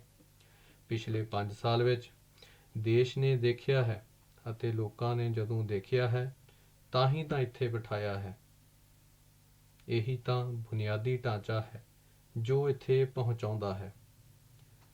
ਮਾਣਯੋਗ ਸਪੀਕਰ ਜੀ, ਮੈਂ ਇੱਕ ਉਦਾਹਰਨ ਦੇਣੀ ਚਾਹੁੰਦਾ ਹਾਂ ਕਿ ਸਾਡੇ ਇੱਥੇ ਬੁਨਿਆਦੀ ਢਾਂਚੇ ਦੇ ਖੇਤਰ ਵਿੱਚ ਕਿਹੋ ਜਿਹੇ ਕੰਮ ਹੁੰਦੇ ਨੇ। ਸਾਡੇ ਇੱਥੇ ਬੁਨਿਆਦੀ ਢਾਂਚੇ ਦੇ ਖੇਤਰ ਵਿੱਚ ਕਿਵੇਂ ਕੰਮ ਹੁੰਦਾ ਸੀ। ਇਹ ਸਿਰਫ ਸਾਡਾ ਦਿੱਲੀ ਦਾ ਹੀ ਵਿਚਾਰ ਲੈ ਲਓ। ਇਹ ਦਿੱਲੀ ਵਿੱਚ ਟ੍ਰੈਫਿਕ, ਵਾਤਾਵਰਣ ਜਾਂ ਹਜ਼ਾਰਾਂ ਟਰੱਕ ਦਿੱਲੀ ਵਿੱਚੋਂ ਲੰਘ ਰਹੇ ਨੇ। 2009 ਵਿੱਚ UPA ਸਰਕਾਰ ਦਾ ਸੰਕਲਪ ਸੀ ਕਿ ਕਿ 2009 ਤੱਕ ਇਹ ਦਿੱਲੀ ਦੇ ਆਲੇ ਦੁਆਲੇ ਜੋ ਐਕਸਪ੍ਰੈਸਵੇ ਹੈ ਇਸ ਨੂੰ 2009 ਤੱਕ ਪੂਰਾ ਕਰਨ ਦਾ UPA ਸਰਕਾਰ ਦਾ ਸੰਕਲਪ ਸੀ। 2014 ਵਿੱਚ ਅਸੀਂ ਆਏ ਉਦੋਂ ਤੱਕ ਕਾਗਜ਼ 'ਤੇ ਹੀ ਉਹ ਲਕੀਰਾਂ ਬਣਾ ਕੇ ਪਿਆ ਹੋਇਆ ਸੀ ਅਤੇ 2014 ਦੇ ਬਾਅਦ ਮਿਸ਼ਨ ਮੋਡ 'ਤੇ ਅਸੀਂ ਕੰਮ ਲਿਆ ਅਤੇ ਅੱਜ ਪੈਰੀਫੈਰਲ ਐਕਸਪ੍ਰੈਸਵੇ ਦਾ ਕੰਮ ਹੋ ਗਿਆ। 40,000 ਤੋਂ ਜ਼ਿਆਦਾ ਟਰੱਕ ਜੋ ਅੱਜ ਇੱਥੇ ਦਿੱਲੀ ਵਿੱਚ ਨਹੀਂ ਆਉਂਦੇ ਸਿੱਧੇ ਬਾਹਰ ਤੋਂ ਜਾਂਦੇ ਹਨ ਅਤੇ ਦਿੱਲੀ ਨੂੰ ਪ੍ਰਦੂਸ਼ਣ ਤੋਂ ਬਚਾਉਣ ਵਿੱਚ ਇੱਕ ਅਹਿਮ ਕਦਮ ਇਹ ਵੀ ਹੈ। ਪਰ ਬੁਨਿਆਦੀ ਢਾਂਚੇ ਦਾ ਮਹੱਤਵ ਕੀ ਹੁੰਦਾ ਹੈ? 2009 ਤੱਕ ਪੂਰਾ ਕਰਨ ਦਾ ਸੁਪਨਾ 2014 ਤੱਕ ਕਾਗਜ਼ ਦੀ ਲਕੀਰ ਬਣ ਕੇ ਪਿਆ ਰਿਹਾ। ਇਹ ਅੰਤਰ ਹੈ, ਉਸ ਨੂੰ ਸਮਝਣ ਲਈ ਥੋੜ੍ਹਾ ਸਮਾਂ ਲੱਗੇਗਾ। ਮਾਣਯੋਗ ਸਪੀਕਰ ਜੀ, ਕੁਝ ਹੋਰ ਵਿਸ਼ਿਆਂ ਨੂੰ ਮੈਂ ਜ਼ਰਾ ਸਪਸ਼ਟ ਕਰਨਾ ਚਾਹੁੰਦਾ ਹਾਂ। ਸ਼ਸ਼ੀ ਥਰੂਰ ਜੀ, ਗੁਸਤਾਖੀ ਹੋਵੇਗੀ।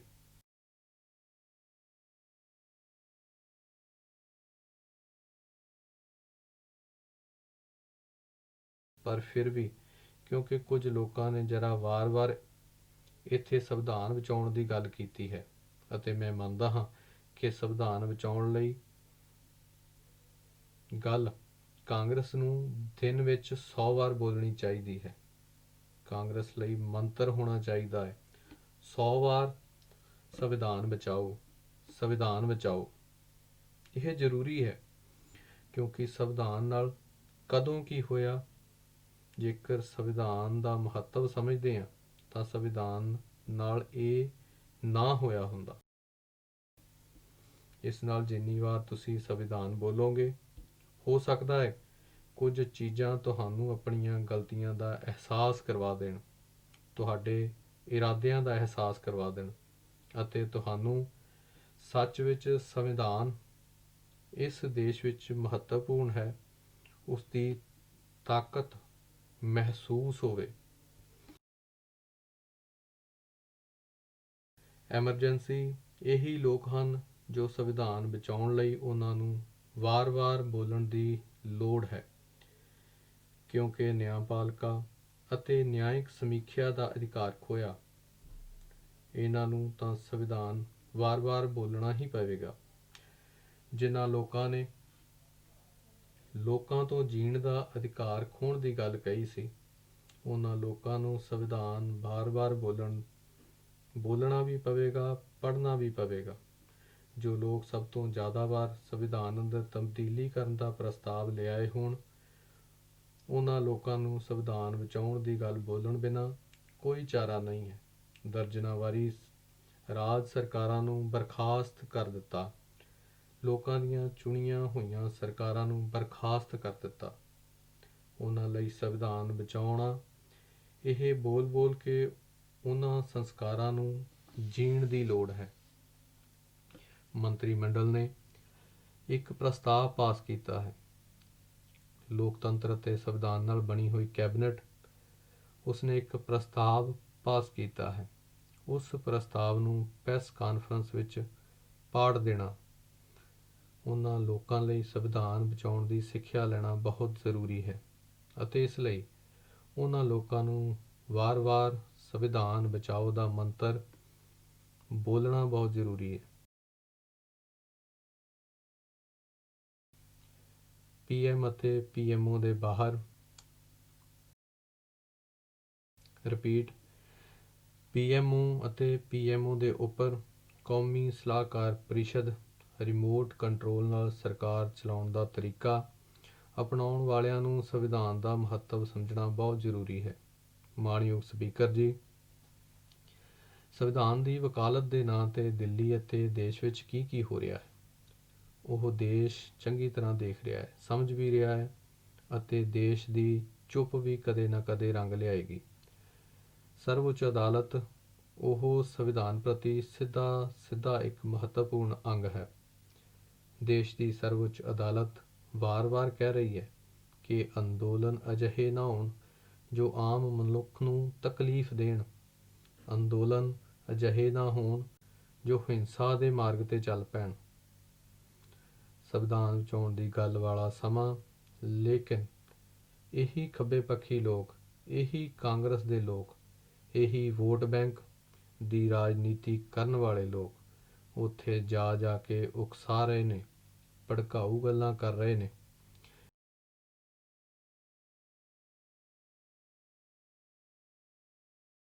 ਮਾਣਯੋਗ ਸਪੀਕਰ ਜੀ, ਇੱਕ ਸ਼ਾਇਰ ਨੇ ਕਿਹਾ ਸੀ, खूब पर्दा है कि चिलमन से लगे बैठे हैं, खूब पर्दा है कि चिलमन से लगे बैठे हैं, साफ छुपते भी नहीं, सामने आते भी नहीं।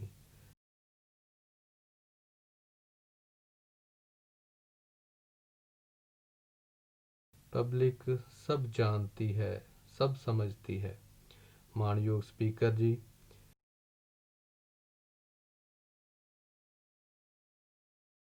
ਪਿਛਲੇ ਦਿਨਾਂ ਵਿੱਚ ਜੋ ਭਾਸ਼ਾਵਾਂ ਬੋਲੀਆਂ ਗਈਆਂ, ਜਿਸ ਪ੍ਰਕਾਰ ਨਾਲ ਬਿਆਨ ਦਿੱਤੇ ਗਏ, ਵੱਡੇ ਵੱਡੇ ਨੇਤਾ ਵੀ ਉੱਥੇ ਪਹੁੰਚ ਜਾਂਦੇ ਹਨ।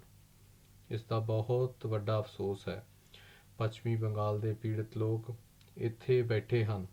ਜੇਕਰ ਉਹ ਉੱਥੇ ਕੀ ਚੱਲ ਰਿਹਾ ਹੈ ਇਸ ਦਾ ਕੱਚਾ ਚਿੱਠਾ ਖੋਲ੍ਹ ਦੇਣਗੇ ਤਾਂ ਦਾਦਾ ਤੁਹਾਨੂੰ ਤਕਲੀਫ ਹੋਵੇਗੀ। ਨਿਰਦੋਸ਼ ਲੋਕਾਂ ਨੂੰ ਕਿਸ ਪ੍ਰਕਾਰ ਨਾਲ ਮੌਤ ਦੇ ਘਾਟ ਉਤਾਰ ਦਿੱਤਾ ਜਾਂਦਾ ਹੈ ਉਹ ਚੰਗੀ ਤਰ੍ਹਾਂ ਜਾਣਦੇ ਨੇ।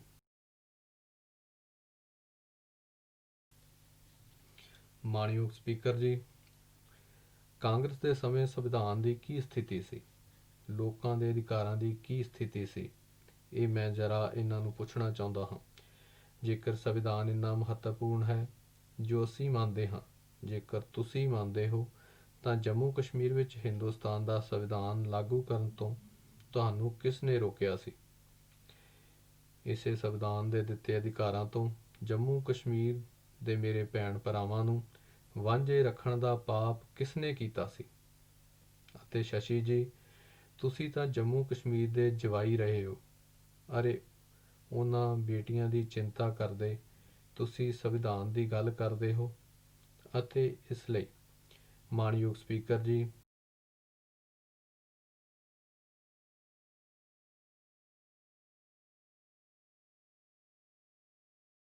ਇੱਕ ਮਾਣਯੋਗ ਸੰਸਦ ਮੈਂਬਰ ਨੇ ਕਿਹਾ ਕਿ ਜੰਮੂ ਕਸ਼ਮੀਰ ਨੇ ਆਪਣੀ ਪਛਾਣ ਗੁਆਈ ਹੈ।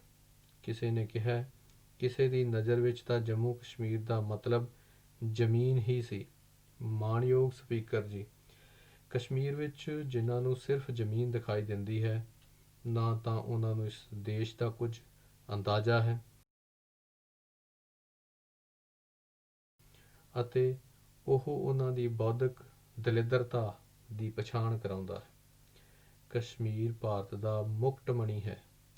ਮਾਣਯੋਗ ਸਪੀਕਰ ਜੀ, ਕਸ਼ਮੀਰ ਦੀ ਪਛਾਣ ਬੰਬ, ਬੰਦੂਕ ਅਤੇ ਵੱਖਵਾਦ ਵਾਲੀ ਬਣਾ ਦਿੱਤੀ ਗਈ ਸੀ। 19 ਜਨਵਰੀ 1990 ਜੋ ਲੋਕ ਪਛਾਣ ਦੀ ਗੱਲ ਕਰਦੇ ਹਨ, 19 ਜਨਵਰੀ 1990 ਉਹ ਕਾਲੀ ਰਾਤ, ਉਸੇ ਦਿਨ ਕੁਝ ਲੋਕਾਂ ਨੇ ਕਸ਼ਮੀਰ ਦੀ ਪਛਾਣ ਨੂੰ ਦਫਨਾ ਦਿੱਤਾ ਸੀ। ਕਸ਼ਮੀਰ ਦੀ ਪਛਾਣ ਸੂਫੀ ਪਰੰਪਰਾ ਹੈ। ਕਸ਼ਮੀਰ ਦੀ ਪਛਾਣ ਸਰਬਪੰਥ ਸੁਭਾਅ ਹੈ।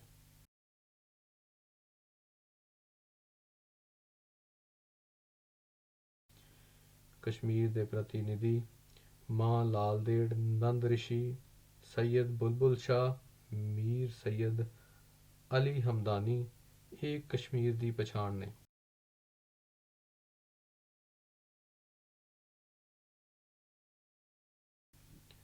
ਮਾਣਯੋਗ ਸਪੀਕਰ ਜੀ, ਕੁਝ ਲੋਕ ਕਹਿੰਦੇ ਹਨ ਧਾਰਾ 370 ਹਟਣ ਤੋਂ ਬਾਅਦ ਅੱਗ ਲੱਗ ਜਾਵੇਗੀ। ਇਹ ਕਿਵੇਂ ਭਵਿੱਖਬਾਣੀਕਾਰ ਹਨ? ਅੱਗ ਲੱਗ ਜਾਵੇਗੀ 370 ਹਟਣ ਦੇ ਬਾਅਦ। ਅਤੇ ਅੱਜ ਦੇ ਲੋਕ ਜੋ ਬੋਲਦੇ ਹਨ, ਮੈਂ ਉਹਨਾਂ ਨੂੰ ਕਹਿਣਾ ਚਾਹੁੰਦਾ ਹਾਂ, ਕੁਝ ਲੋਕ ਕਹਿੰਦੇ ਹਨ ਕੁਝ ਨੇਤਾ ਜੇਲ੍ਹ ਵਿੱਚ ਨੇ। ਜਰਾ ਮੈਂ ਇਸ ਸਦਨ ਵਿੱਚ, ਇਹ ਸੰਵਿਧਾਨ ਦੀ ਰਾਖੀ ਕਰਨ ਵਾਲਾ ਸਦਨ ਹੈ, ਇਹ ਸੰਵਿਧਾਨ ਨੂੰ ਸਮਰਪਿਤ ਸਦਨ ਹੈ, ਇਹ ਸੰਵਿਧਾਨ ਦਾ ਮਾਣ ਕਰਨ ਵਾਲਾ ਸਦਨ ਹੈ, ਇਹ ਸੰਵਿਧਾਨ ਪ੍ਰਤੀ ਜ਼ਿੰਮੇਵਾਰੀ ਨਿਭਾਉਣ ਵਾਲੇ ਮੈਂਬਰਾਂ ਦਾ ਭਰਿਆ ਹੋਇਆ ਸਦਨ ਹੈ। ਮੈਂ ਸਾਰੇ ਮਾਣਯੋਗ ਮੈਂਬਰਾਂ ਦੀ ਆਤਮਾ ਨੂੰ ਅੱਜ ਛੂਹਣ ਦੀ ਕੋਸ਼ਿਸ਼ ਕਰਨਾ ਚਾਹੁੰਦਾ ਹਾਂ, ਜੇਕਰ ਹੈ ਤਾਂ।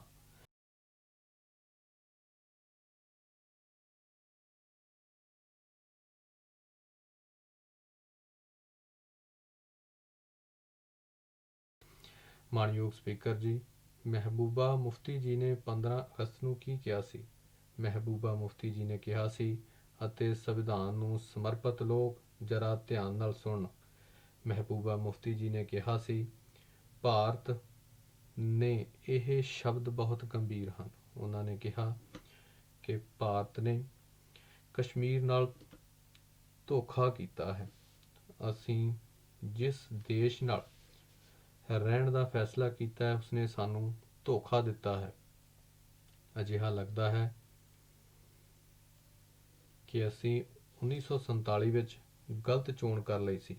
ਕੀ ਇਹ ਸੰਵਿਧਾਨ ਨੂੰ ਮੰਨਣ ਵਾਲੇ ਲੋਕ ਇਸ ਪ੍ਰਕਾਰ ਦੀ ਭਾਸ਼ਾ ਨੂੰ ਸਵੀਕਾਰ ਕਰ ਸਕਦੇ ਹਨ? ਕੀ ਉਹਨਾਂ ਦੀ ਵਕਾਲਤ ਕਰਦੇ ਹੋ, ਉਹਨਾਂ ਦਾ ਅਨੁਮੋਦਨ ਕਰਦੇ ਹੋ? ਉਸੇ ਤਰ੍ਹਾਂ ਸ਼੍ਰੀਮਾਨ ਉਮਰ ਅਬਦੁੱਲਾ ਜੀ ਨੇ ਕਿਹਾ ਸੀ, ਉਹਨਾਂ ਨੇ ਕਿਹਾ ਸੀ ਧਾਰਾ 370 ਦਾ ਹਟਾਉਣਾ ਅਜਿਹਾ ਭੁਚਾਲ ਲਿਆਏਗਾ ਕਿ ਕਸ਼ਮੀਰ ਭਾਰਤ ਤੋਂ ਅਲੱਗ ਹੋ ਜਾਏਗਾ। ਮਾਣਯੋਗ ਸਪੀਕਰ ਜੀ, ਫਾਰੂਕ ਅਬਦੁੱਲਾ ਜੀ ਨੇ ਕਿਹਾ ਸੀ 370 ਦਾ ਹਟਾਇਆ ਜਾਣਾ ਕਸ਼ਮੀਰ ਦੇ ਲੋਕਾਂ ਦੀ ਆਜ਼ਾਦੀ ਦੀ ਅਗਵਾਈ ਕਰੇਗਾ। ਜੇਕਰ 370 ਹਟਾਈ ਗਈ ਤਾਂ ਭਾਰਤ ਦਾ ਝੰਡਾ ਲਹਿਰਾਉਣ ਵਾਲਾ ਕਸ਼ਮੀਰ ਵਿੱਚ ਕੋਈ ਨਹੀਂ ਬਚੇਗਾ। ਕੀ ਇਸ ਭਾਸ਼ਾ ਨਾਲ, ਇਸ ਭਾਵਨਾ ਨਾਲ ਕਿ ਹਿੰਦੁਸਤਾਨ ਦੇ ਸੰਵਿਧਾਨ ਨੂੰ ਸਮਰਪਿਤ ਕੋਈ ਵੀ ਵਿਅਕਤੀ ਇਸ ਨੂੰ ਸਵੀਕਾਰ ਕਰ ਸਕਦਾ ਹੈ? ਕੀ ਇਸ ਨਾਲ ਸਹਿਮਤ ਹੋ ਸਕਦਾ ਹੈ? ਮੈਂ ਇਹ ਗੱਲ ਉਹਨਾਂ ਲਈ ਕਹਿ ਰਿਹਾ ਜਿਨ੍ਹਾਂ ਦੀ ਆਤਮਾ ਹੈ।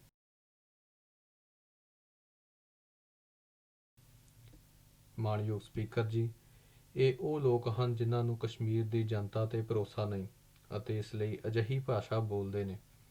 ਅਸੀਂ ਉਹ ਹਾਂ ਜਿਨ੍ਹਾਂ ਨੂੰ ਕਸ਼ਮੀਰ ਦੀ ਜਨਤਾ 'ਤੇ ਭਰੋਸਾ ਹੈ। ਅਸੀਂ ਭਰੋਸਾ ਕੀਤਾ ਹੈ। ਅਸੀਂ ਕਸ਼ਮੀਰ ਦੀ ਜਨਤਾ 'ਤੇ ਭਰੋਸਾ ਕੀਤਾ ਅਤੇ ਧਾਰਾ 370 ਨੂੰ ਹਟਾਇਆ ਅਤੇ ਅੱਜ ਤੇਜ਼ ਗਤੀ ਨਾਲ ਵਿਕਾਸ ਵੀ ਕਰ ਰਹੇ ਹਾਂ ਅਤੇ ਦੇਸ਼ ਦੇ ਕਿਸੇ ਵੀ ਖੇਤਰ ਦੇ ਹਾਲਾਤ ਖਰਾਬ ਕਰਨ ਦੀ ਆਗਿਆ ਨਹੀਂ ਦਿੱਤੀ ਜਾ ਸਕਦੀ।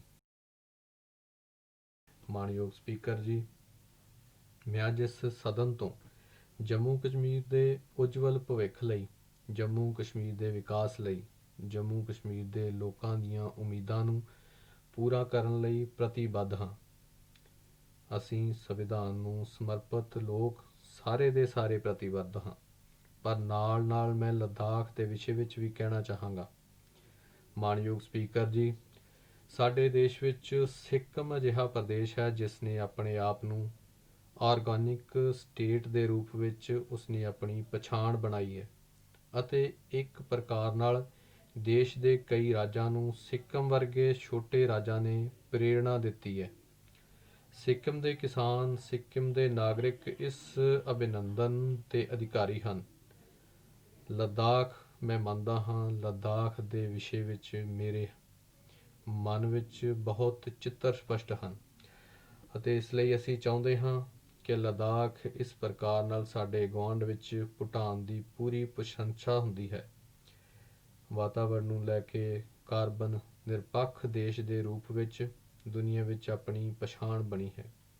ਅਸੀਂ ਦੇਸ਼ਵਾਸੀ ਸੰਕਲਪ ਕਰਦੇ ਹਾਂ ਅਤੇ ਸਾਨੂੰ ਸਾਰਿਆਂ ਨੂੰ ਸੰਕਲਪ ਕਰਨਾ ਚਾਹੀਦਾ ਹੈ ਕਿ ਅਸੀਂ ਲੱਦਾਖ ਨੂੰ ਵੀ ਇੱਕ ਕਾਰਬਨ ਨਿਰਪੱਖ ਇਕਾਈ ਦੇ ਰੂਪ ਵਿੱਚ ਵਿਕਸਿਤ ਕਰਾਂਗੇ, ਦੇਸ਼ ਦੇ ਲਈ ਇੱਕ ਪਛਾਣ ਬਣਾਵਾਂਗੇ ਅਤੇ ਉਸ ਦਾ ਲਾਭ ਆਉਣ ਵਾਲੀਆਂ ਪੀੜ੍ਹੀਆਂ ਨੂੰ ਇੱਕ ਮਾਡਲ ਦੇ ਰੂਪ ਵਿੱਚ ਮਿਲੇਗਾ। ਅਜਿਹਾ ਮੈਨੂੰ ਵਿਸ਼ਵਾਸ ਹੈ। ਮੈਂ ਜਦੋਂ ਲੱਦਾਖ ਜਾਵਾਂਗਾ, ਇਹਨਾਂ ਨੂੰ ਉਹਨਾਂ ਨਾਲ ਰਹਿ ਕੇ ਮੈਂ ਇਸ ਦਾ ਇੱਕ ਡਿਜ਼ਾਈਨ ਬਣਾਉਣ ਦੀ ਦਿਸ਼ਾ ਵਿੱਚ ਅੱਗੇ ਵਧ ਰਿਹਾ ਹਾਂ।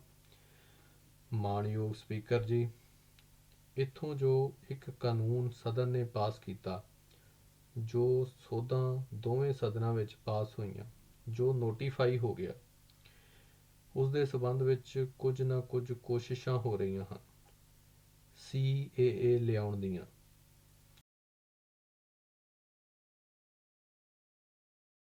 ਲੋਕ ਕਹਿ ਰਹੇ ਹਨ ਕਿ CAA ਲਿਆਉਣ ਦੀ ਇੰਨੀ ਜਲਦੀ ਕੀ ਸੀ। ਕੁਝ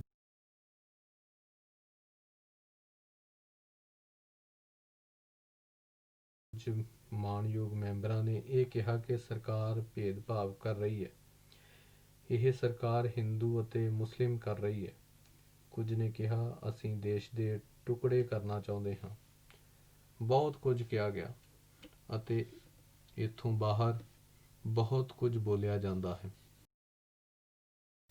ਕਾਲਪਨਿਕ ਡਰ ਪੈਦਾ ਕਰਨ ਦੀ ਪੂਰੀ ਸ਼ਕਤੀ ਲਗਾ ਦਿੱਤੀ ਗਈ ਅਤੇ ਉਹ ਲੋਕ ਬੋਲ ਰਹੇ ਹਨ ਜੋ ਦੇਸ਼ ਦੇ ਟੁਕੜੇ ਟੁਕੜੇ ਕਰਨ ਵਾਲਿਆਂ ਦੇ ਨਾਲ ਖੜੇ ਹੋ ਕੇ ਜੋ ਲੋਕ ਫੋਟੋ ਖਿਚਵਾਉਂਦੇ ਨੇ। ਦਹਾਕਿਆਂ ਤੋਂ ਪਾਕਿਸਤਾਨ ਇਹੀ ਭਾਸ਼ਾ ਬੋਲਦਾ ਆਇਆ ਹੈ। ਪਾਕਿਸਤਾਨ ਇਹੀ ਗੱਲਾਂ ਕਰ ਰਿਹਾ ਹੈ। ਭਾਰਤ ਦੇ ਮੁਸਲਮਾਨਾਂ ਨੂੰ ਭੜਕਾਉਣ ਲਈ ਪਾਕਿਸਤਾਨ ਨੇ ਕੋਈ ਕਸਰ ਨਹੀਂ ਛੱਡੀ। ਭਾਰਤ ਦੇ ਮੁਸਲਮਾਨਾਂ ਨੂੰ ਗੁੰਮਰਾਹ ਕਰਨ ਲਈ ਪਾਕਿਸਤਾਨ ਨੇ ਹਰ ਖੇਡ ਖੇਡੀ ਹੈ, ਹਰ ਰੰਗ ਦਿਖਾਏ ਨੇ ਅਤੇ ਹੁਣ ਉਹਨਾਂ ਦੀ ਗੱਲ ਚੱਲਦੀ ਨਹੀਂ। ਪਾਕਿਸਤਾਨ ਦੀ ਗੱਲ ਵੱਧ ਨਹੀਂ ਰਹੀ। ਹੁਣ ਜਦੋਂ ਮੈਂ ਹੈਰਾਨ ਹਾਂ ਜਿਨ੍ਹਾਂ ਨੂੰ ਪਾਕਿਸਤਾਨ ਦੀ ਜਨਤਾ ਨੇ ਸੱਤਾ ਦੇ ਸਿੰਘਾਸਨ ਤੋਂ ਘਰ ਭੇਜ ਦਿੱਤਾ, ਉਹ ਅੱਜ ਉਸ ਕੰਮ ਨੂੰ ਕਰ ਰਹੇ ਨੇ ਜੋ ਕਦੇ ਇਹ ਦੇਸ਼ ਸੋਚ ਵੀ ਨਹੀਂ ਸੀ ਸਕਦਾ। ਸਾਨੂੰ ਯਾਦ ਦਿਵਾਇਆ ਜਾ ਰਿਹਾ ਹੈ ਕਿ ਇੰਡੀਆ ਦਾ ਨਾਅਰਾ ਦੇਣ ਵਾਲੇ, ਜੈ ਹਿੰਦ ਦਾ ਨਾਅਰਾ ਦੇਣ ਵਾਲੇ ਸਾਡੇ ਹੀ ਮੁਸਲਿਮ ਸਨ। ਦਿੱਕਤ ਇਹੀ ਹੈ ਕਿ ਕਾਂਗਰਸ ਅਤੇ ਉਸ ਦੀ ਨਜ਼ਰ ਵਿੱਚ ਇਹ ਲੋਕ ਹਮੇਸ਼ਾ ਹੀ ਸਿਰਫ ਤੇ ਸਿਰਫ ਮੁਸਲਿਮ ਸਨ। ਸਾਡੇ ਲਈ, ਸਾਡੀ ਨਜ਼ਰ ਵਿੱਚ ਉਹ ਭਾਰਤੀ ਹਨ, ਹਿੰਦੁਸਤਾਨੀ ਹਨ। ਖਾਨ ਅਬਦੁਲ ਗਫਾਰ ਖਾਨ ਹੋਵੇ। ਮਾਣਯੋਗ ਸਪੀਕਰ ਜੀ, ਮੇਰਾ ਸੁਭਾਗ ਰਿਹਾ ਹੈ ਲੜਕਪਨ ਵਿੱਚ ਖਾਨ ਅਬਦੁਲ ਗਫਾਰ ਖਾਨ ਜੀ ਦੇ ਚਰਨ ਛੂਹਣ ਦਾ ਮੈਨੂੰ ਮੌਕਾ ਮਿਲਿਆ ਸੀ। ਮੈਂ ਇਸ ਨੂੰ ਆਪਣਾ ਸੁਭਾਗ ਮੰਨਦਾ ਹਾਂ। ਮਾਣਯੋਗ ਸਪੀਕਰ ਜੀ, ਖਾਨ ਅਬਦੁਲ ਗਫਾਰ ਖਾਨ ਹੋਵੇ, ਅਸ਼ਫਾਕੁੱਲਾ ਖਾਂ ਹੋਵੇ, ਬੇਗਮ ਹਜ਼ਰਤ ਮਹਿਲ ਹੋਵੇ, ਵੀਰ ਸ਼ਹੀਦ ਅਬਦੁਲ ਕਰੀਮ ਹੋਵੇ, ਸਾਬਕਾ ਰਾਸ਼ਟਰਪਤੀ ਸ਼੍ਰੀਮਾਨ APJ ਅਬਦੁਲ ਕਲਾਮ ਹੋਣ, ਸਭ ਦੇ ਸਭ ਸਾਡੀ ਨਜ਼ਰ ਵਿੱਚ ਭਾਰਤੀ ਨੇ। ਮਾਣਯੋਗ ਸਪੀਕਰ ਜੀ, ਕਾਂਗਰਸ ਅਤੇ ਉਸ ਦੇ ਵਰਗੇ ਦਲਾਂ ਨੇ ਜਿਸ ਦਿਨ ਭਾਰਤ ਨੂੰ ਭਾਰਤ ਦੀ ਨਜ਼ਰ ਨਾਲ ਦੇਖਣਾ ਸ਼ੁਰੂ ਕੀਤਾ, ਉਸ ਨੂੰ ਆਪਣੀ ਗਲਤੀ ਦਾ ਅਹਿਸਾਸ ਹੋਵੇਗਾ। ਸਰ, ਮੈਂ ਕਾਂਗਰਸ ਦਾ ਅਤੇ ਉਹਨਾਂ ਦੇ ਮਾਹੌਲ ਦਾ ਵੀ ਬਹੁਤ ਸ਼ੁਕਰਗੁਜ਼ਾਰ ਹਾਂ ਕਿ ਉਹਨਾਂ ਨੇ ਨਾਗਰਿਕਤਾ ਸੋਧ ਕਾਨੂੰਨ ਨੂੰ ਲੈ ਕੇ ਹੋ ਹੱਲਾ ਮਚਾ ਰੱਖਿਆ ਹੈ। ਜੇਕਰ ਇਹ ਵਿਰੋਧ ਨਾ ਕਰਦੇ, ਇਹ ਹੱਲਾ ਨਾ ਕਰਦੇ, ਤਾਂ ਸ਼ਾਇਦ ਉਹਨਾਂ ਦਾ ਅਸਲੀ ਰੂਪ ਦੇਸ਼ ਨੂੰ ਪਤਾ ਨਾ ਲੱਗਦਾ। ਇਹ ਦੇਸ਼ ਨੇ ਦੇਖ ਲਿਆ ਹੈ ਕਿ ਦਲ ਲਈ ਕੌਣ ਹੈ, ਦੇਸ਼ ਲਈ ਕੌਣ ਹੈ। ਮੈਂ ਚਾਹੁੰਦਾ ਹਾਂ ਜਬ ਚਰਚਾ ਨਿਕਲ ਪੜੀ तो ਬਾਤ ਦੂਰ ਤੱਕ ਚਲੀ ਜਾਏਗੀ। ਮਾਣਯੋਗ ਸਪੀਕਰ ਜੀ, ਪ੍ਰਧਾਨ ਮੰਤਰੀ ਬਣਨ ਦੀ ਇੱਛਾ ਕਿਸੇ ਦੀ ਵੀ ਹੋ ਸਕਦੀ ਹੈ ਅਤੇ ਉਸ ਵਿੱਚ ਕੁਝ ਬੁਰਾ ਵੀ ਨਹੀਂ, ਲੇਕਿਨ ਕਿਸੇ ਨੂੰ ਪ੍ਰਧਾਨ ਮੰਤਰੀ ਬਣਨਾ ਸੀ। ਇਸ ਲਈ ਹਿੰਦੁਸਤਾਨ ਦੇ ਉੱਪਰ ਇੱਕ ਲਕੀਰ ਖਿੱਚੀ ਗਈ ਅਤੇ ਦੇਸ਼ ਦੀ ਵੰਡ ਕਰ ਦਿੱਤੀ ਗਈ।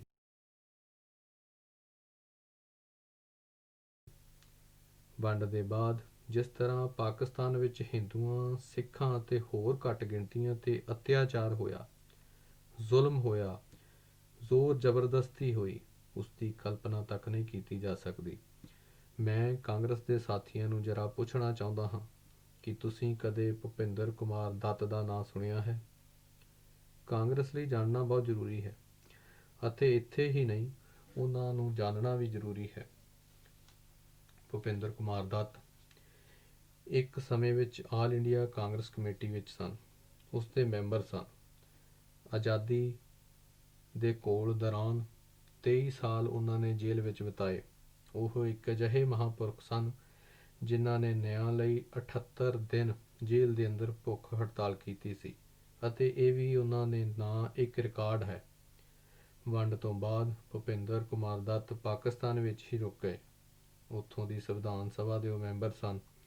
ਜਦੋਂ ਸੰਵਿਧਾਨ ਦਾ ਕੰਮ ਚੱਲ ਰਿਹਾ ਸੀ, ਅਜੇ ਤਾਂ ਸੰਵਿਧਾਨ ਦਾ ਕੰਮ ਚੱਲ ਹੀ ਰਿਹਾ ਸੀ, ਸ਼ੁਰੂਆਤ ਹੀ ਹੋਈ ਸੀ, ਉਸ ਸਮੇਂ ਭੁਪਿੰਦਰ ਕੁਮਾਰ ਦੱਤ ਨੇ ਉਸ ਸੰਵਿਧਾਨ ਸਭਾ ਵਿੱਚ ਜੋ ਕਿਹਾ ਸੀ ਉਸ ਨੂੰ ਮੈਂ ਅੱਜ ਦੁਹਰਾਉਂਦਾ ਹਾਂ।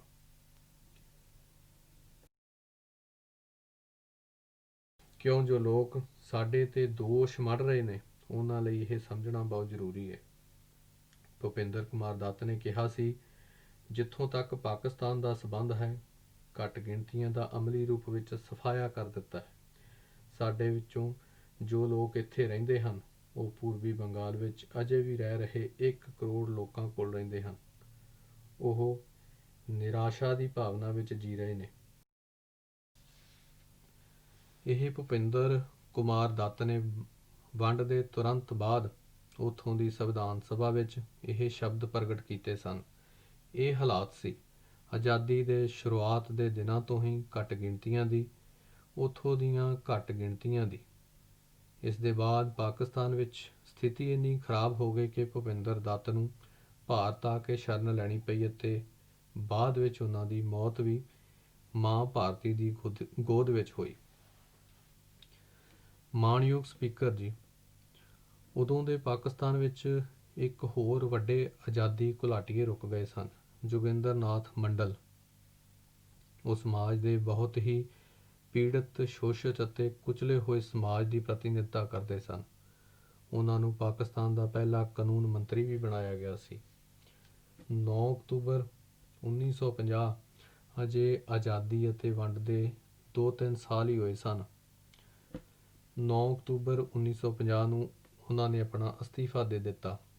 ਉਹਨਾਂ ਦੇ ਅਸਤੀਫੇ ਦੇ ਇੱਕ ਪੈਰੇ ਅਸਤੀਫੇ ਵਿੱਚ ਜੋ ਲਿਖਿਆ ਸੀ ਉਸ ਦਾ ਮੈਂ ਹਵਾਲਾ ਦੇਣਾ ਚਾਹੁੰਦਾ ਹਾਂ। ਉਹਨਾਂ ਨੇ ਲਿਖਿਆ ਸੀ, ਮੇਰੇ ਲਈ ਇਹ ਦੱਸਣਾ ਜ਼ਰੂਰੀ ਹੈ ਕਿ ਪਾਕਿਸਤਾਨ ਤੋਂ ਹਿੰਦੂਆਂ ਨੂੰ ਬਾਹਰ ਕੱਢਣ ਦੀ ਨੀਤੀ ਪੂਰੀ ਤਰ੍ਹਾਂ ਪੱਛਮੀ ਪਾਕਿਸਤਾਨ ਵਿੱਚ ਸਫਲ ਹੋ ਗਈ ਹੈ ਅਤੇ ਪੂਰਬੀ ਪਾਕਿਸਤਾਨ ਵਿੱਚ ਪੂਰੀ ਹੋਣ ਜਾ ਰਹੀ ਹੈ। ਉਹਨਾਂ ਅੱਗੇ ਕਿਹਾ ਸੀ, ਪਾਕਿਸਤਾਨ ਨੇ ਮੁਸਲਿਮ ਲੀਗ ਨੂੰ ਪੂਰੀ ਤਸੱਲੀ ਅਤੇ ਸੁਰੱਖਿਆ ਦਾ ਅਹਿਸਾਸ ਨਹੀਂ ਦਿੱਤਾ ਹੈ।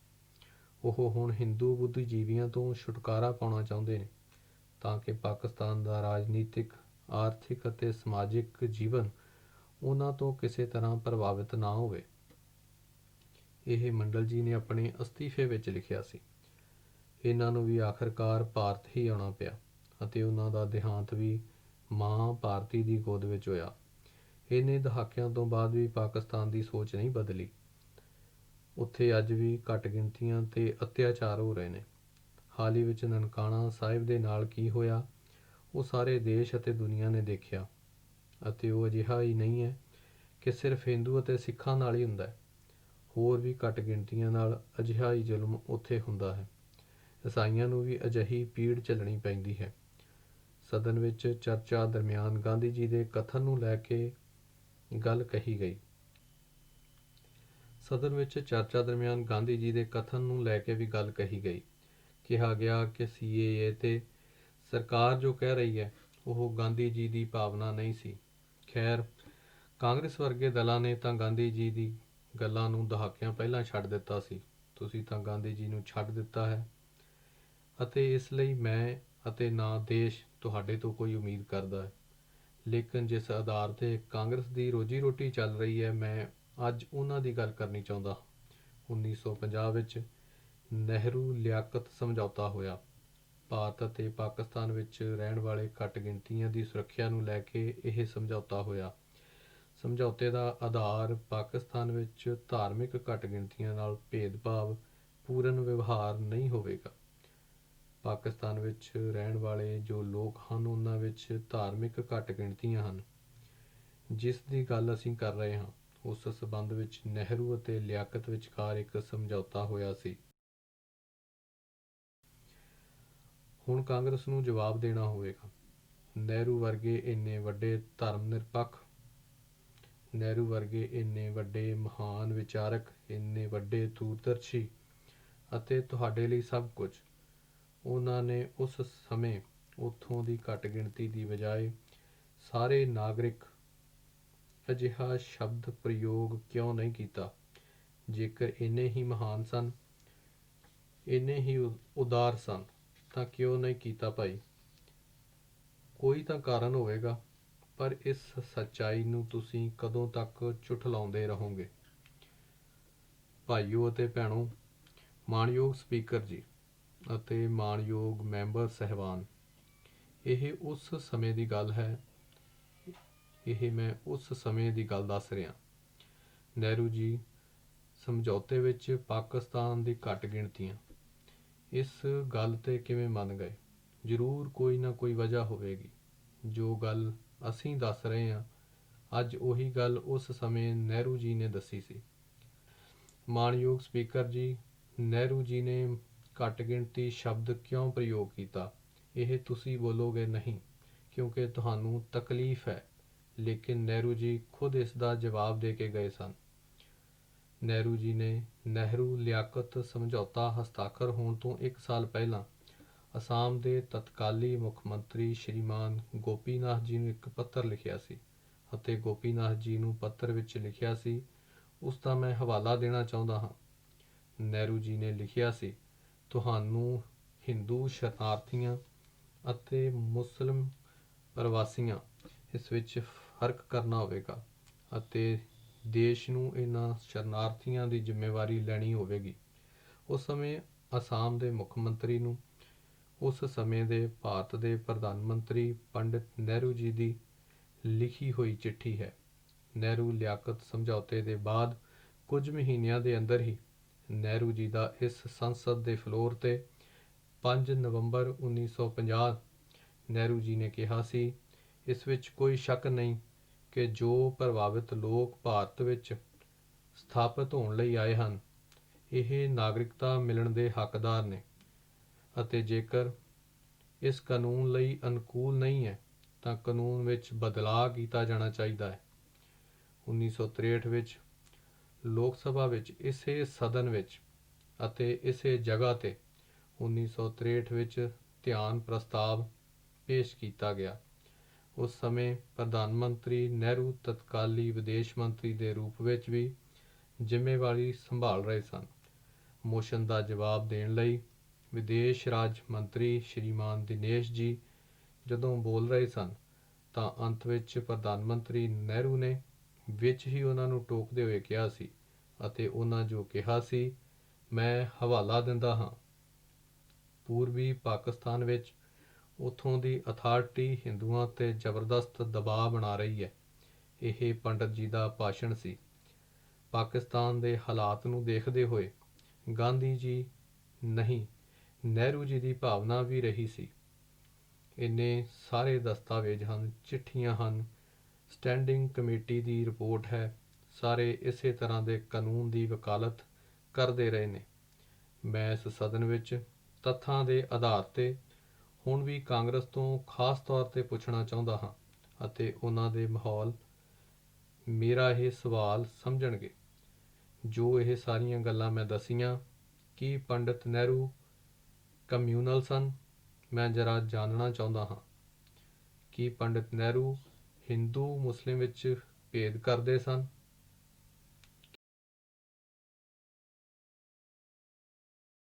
ਕੀ ਪੰਡਿਤ ਨਹਿਰੂ ਹਿੰਦੂ ਰਾਸ਼ਟਰ ਬਣਾਉਣਾ ਚਾਹੁੰਦੇ ਸਨ? ਮਾਣਯੋਗ ਸਪੀਕਰ ਜੀ, ਕਾਂਗਰਸ ਦੀ ਦਿੱਕਤ ਇਹ ਹੈ ਕਿ ਉਹ ਗੱਲਾਂ ਬਣਾਉਂਦੇ ਨੇ, ਝੂਠੇ ਵਾਅਦੇ ਕਰਦੇ ਨੇ ਅਤੇ ਦਹਾਕਿਆਂ ਤੱਕ ਉਹ ਵਾਅਦਿਆਂ ਨੂੰ ਟਾਲਦੇ ਰਹਿੰਦੇ ਨੇ।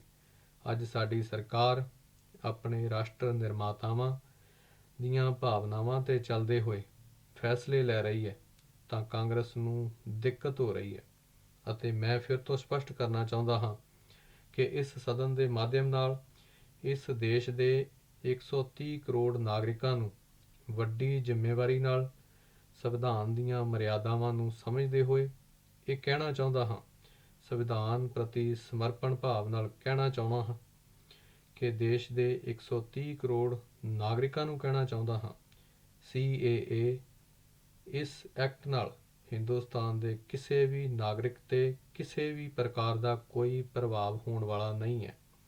ਚਾਹੇ ਉਹ ਹਿੰਦੂ ਹੋਵੇ, ਮੁਸਲਿਮ ਹੋਵੇ, ਸਿੱਖ ਹੋਵੇ, ਈਸਾਈ ਹੋਵੇ, ਕਿਸੇ 'ਤੇ ਨਹੀਂ ਹੋਣ ਵਾਲਾ। ਇਸ ਨਾਲ ਭਾਰਤ ਦੀ ਘੱਟ ਗਿਣਤੀ ਨੂੰ ਕੋਈ ਨੁਕਸਾਨ ਹੋਣ ਵਾਲਾ ਨਹੀਂ।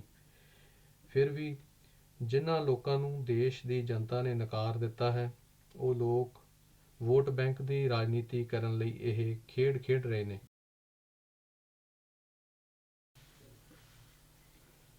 ਅਤੇ ਮੈਂ ਜਰਾ ਪੁੱਛਣਾ ਚਾਹੁੰਦਾ ਹਾਂ, ਮੈਂ ਕਾਂਗਰਸ ਦੇ ਲੋਕਾਂ ਨੂੰ ਵਿਸ਼ੇਸ਼ ਰੂਪ ਨਾਲ ਪੁੱਛਣਾ ਚਾਹੁੰਦਾ ਹਾਂ, ਜੋ ਘੱਟ ਗਿਣਤੀ ਦੇ ਨਾਂ 'ਤੇ ਆਪਣੀਆਂ ਰਾਜਨੀਤਿਕ ਰੋਟੀਆਂ ਸੇਕਦੇ ਨੇ। ਕੀ ਕਾਂਗਰਸ ਨੂੰ 84 ਦੇ ਦਿੱਲੀ ਦੰਗੇ ਯਾਦ ਨੇ? ਕਿ ਘੱਟ ਗਿਣਤੀ ਦੇ ਨਾਲ ਕੀ ਉਹ ਘੱਟ ਗਿਣਤੀ ਨਹੀਂ ਸੀ?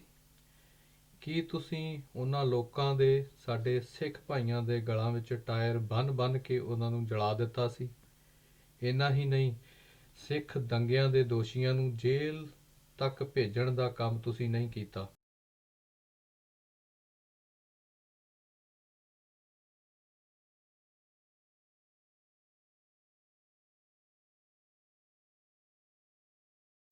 ਇੰਨਾ ਹੀ ਨਹੀਂ, ਅੱਜ ਜਿਨ੍ਹਾਂ 'ਤੇ ਦੋਸ਼ ਲੱਗੇ ਹੋਏ ਨੇ, ਸਿੱਖ ਦੰਗਿਆਂ ਨੂੰ ਭੜਕਾਉਣ ਦੇ ਜਿਨ੍ਹਾਂ 'ਤੇ ਦੋਸ਼ ਲੱਗੇ ਹਨ, ਉਹਨਾਂ ਨੂੰ ਅੱਜ ਮੁੱਖ ਮੰਤਰੀ ਬਣਾ ਦਿੱਤਾ ਹੈ।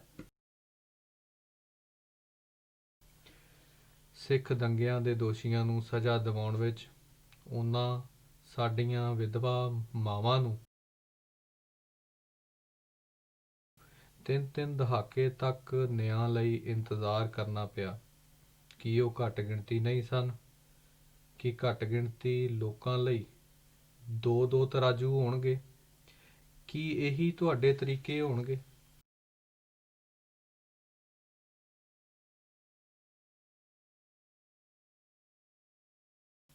ਮਾਣਯੋਗ ਸਪੀਕਰ ਜੀ, ਕਾਂਗਰਸ ਪਾਰਟੀ ਜਿਸ ਨੇ ਇੰਨੇ ਸਾਲਾਂ ਤੱਕ ਦੇਸ਼ 'ਤੇ ਰਾਜ ਕੀਤਾ, ਅੱਜ ਉਹ ਦੇਸ਼ ਦਾ ਦੁਰਭਾਗ ਹੈ ਕਿ ਜਿਸ ਕੋਲ ਇੱਕ ਜ਼ਿੰਮੇਵਾਰੀ ਵਿਰੋਧੀ ਦੇ ਰੂਪ ਵਿੱਚ ਦੇਸ਼ ਦੀਆਂ ਉਮੀਦਾਂ ਸਨ, ਉਹ ਅੱਜ ਗਲਤ ਰਸਤੇ 'ਤੇ ਚੱਲ ਪਏ ਨੇ। ਇਹ ਰਸਤਾ ਤੁਹਾਨੂੰ ਵੀ ਮੁਸੀਬਤ ਪੈਦਾ ਕਰਨ ਵਾਲਾ ਹੈ, ਦੇਸ਼ ਨੂੰ ਸੰਕਟ ਵਿੱਚ ਪਾਉਣ ਵਾਲਾ ਹੈ। ਅਤੇ ਇਹ ਚੇਤਾਵਨੀ ਮੈਂ ਇਸ ਲਈ ਦੇ ਰਿਹਾ ਹਾਂ,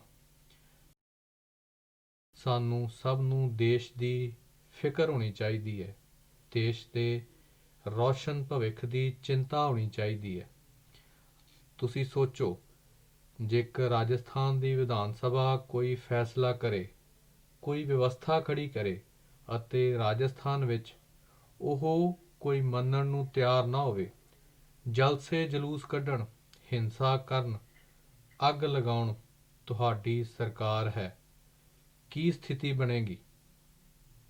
ਮੱਧ ਪ੍ਰਦੇਸ਼ ਤੁਸੀਂ ਬੈਠੇ ਹੋ, ਮੱਧ ਪ੍ਰਦੇਸ਼ ਦੀ ਵਿਧਾਨ ਸਭਾ ਕੋਈ ਫੈਸਲਾ ਕਰੇ ਅਤੇ ਉੱਥੋਂ ਦੀ ਜਨਤਾ ਉਸ ਦੇ ਖਿਲਾਫ ਇਸੇ ਪ੍ਰਕਾਰ ਨਾਲ ਨਿਕਲ ਪਏ, ਕੀ ਦੇਸ਼ ਇਸ ਤਰ੍ਹਾਂ ਚਲਾਇਆ ਜਾ ਸਕਦਾ ਹੈ? ਤੁਸੀਂ ਇੰਨਾ ਗਲਤ ਕੀਤਾ ਹੈ, ਇਸ ਲਈ ਤਾਂ ਉੱਥੇ ਬੈਠਣਾ ਪਿਆ। ਇਹ ਤੁਹਾਡੇ ਹੀ ਕਾਰਨਾਮਿਆਂ ਦਾ ਨਤੀਜਾ ਹੈ ਕਿ ਜਨਤਾ ਨੇ ਤੁਹਾਨੂੰ ਉੱਥੇ ਬਿਠਾਇਆ ਹੈ। ਅਤੇ ਇਸ ਲੋਕਤੰਤਰੀ ਤਰੀਕੇ ਨਾਲ ਦੇਸ਼ ਵਿੱਚ ਹਰੇਕ ਨੂੰ ਆਪਣੀ ਗੱਲ ਦੱਸਣ ਦਾ ਹੱਕ ਹੈ, ਲੇਕਿਨ ਝੂਠ ਅਤੇ ਅਫਵਾਹਾਂ ਫੈਲਾ ਕੇ, ਲੋਕਾਂ ਨੂੰ ਗੁੰਮਰਾਹ ਕਰਕੇ ਅਸੀਂ ਕੋਈ ਦੇਸ਼ ਦਾ ਭਲਾ ਨਹੀਂ ਕਰ ਸਕਾਂਗੇ। ਅਤੇ ਇਸ ਲਈ ਮੈਂ ਅੱਜ ਸੰਵਿਧਾਨ ਦੀਆਂ ਗੱਲਾਂ ਕਰਨ ਵਾਲਿਆਂ ਨੂੰ ਵਿਸ਼ੇਸ਼ ਰੂਪ ਨਾਲ ਤਾਕੀਦ ਕਰਦਾ ਹਾਂ, ਆਓ ਸੰਵਿਧਾਨ ਦਾ ਸਨਮਾਨ ਕਰੀਏ, ਆਓ ਮਿਲ ਬੈਠ ਕੇ ਦੇਸ਼ ਚਲਾਈਏ, ਆਓ ਦੇਸ਼ ਨੂੰ ਅੱਗੇ ਲੈ ਕੇ ਜਾਈਏ। 5 ਟ੍ਰਿਲੀਅਨ ਡਾਲਰ ਦੇ ਅਰਥਚਾਰੇ ਲਈ ਇੱਕ ਸੰਕਲਪ ਲੈ ਕੇ ਅਸੀਂ ਚੱਲੀਏ। ਆਓ ਦੇਸ਼ ਦੇ 15 ਕਰੋੜ ਪਰਿਵਾਰ ਜਿਨ੍ਹਾਂ ਨੂੰ ਪੀਣ ਦਾ ਸ਼ੁੱਧ ਪਾਣੀ ਨਹੀਂ ਮਿਲ ਰਿਹਾ, ਉਹ ਪਹੁੰਚਾਉਣ ਦਾ ਸੰਕਲਪ ਕਰੀਏ। ਆਓ ਦੇਸ਼ ਦੇ ਹਰ ਗਰੀਬ ਨੂੰ ਘਰ ਲੈਣ ਦੇ ਕੰਮ ਨੂੰ ਅਸੀਂ ਮਿਲ ਕੇ ਅੱਗੇ ਵਧਾਈਏ, ਤਾਂ ਕਿ ਉਹਨਾਂ ਨੂੰ ਪੱਕਾ ਘਰ ਮਿਲੇ।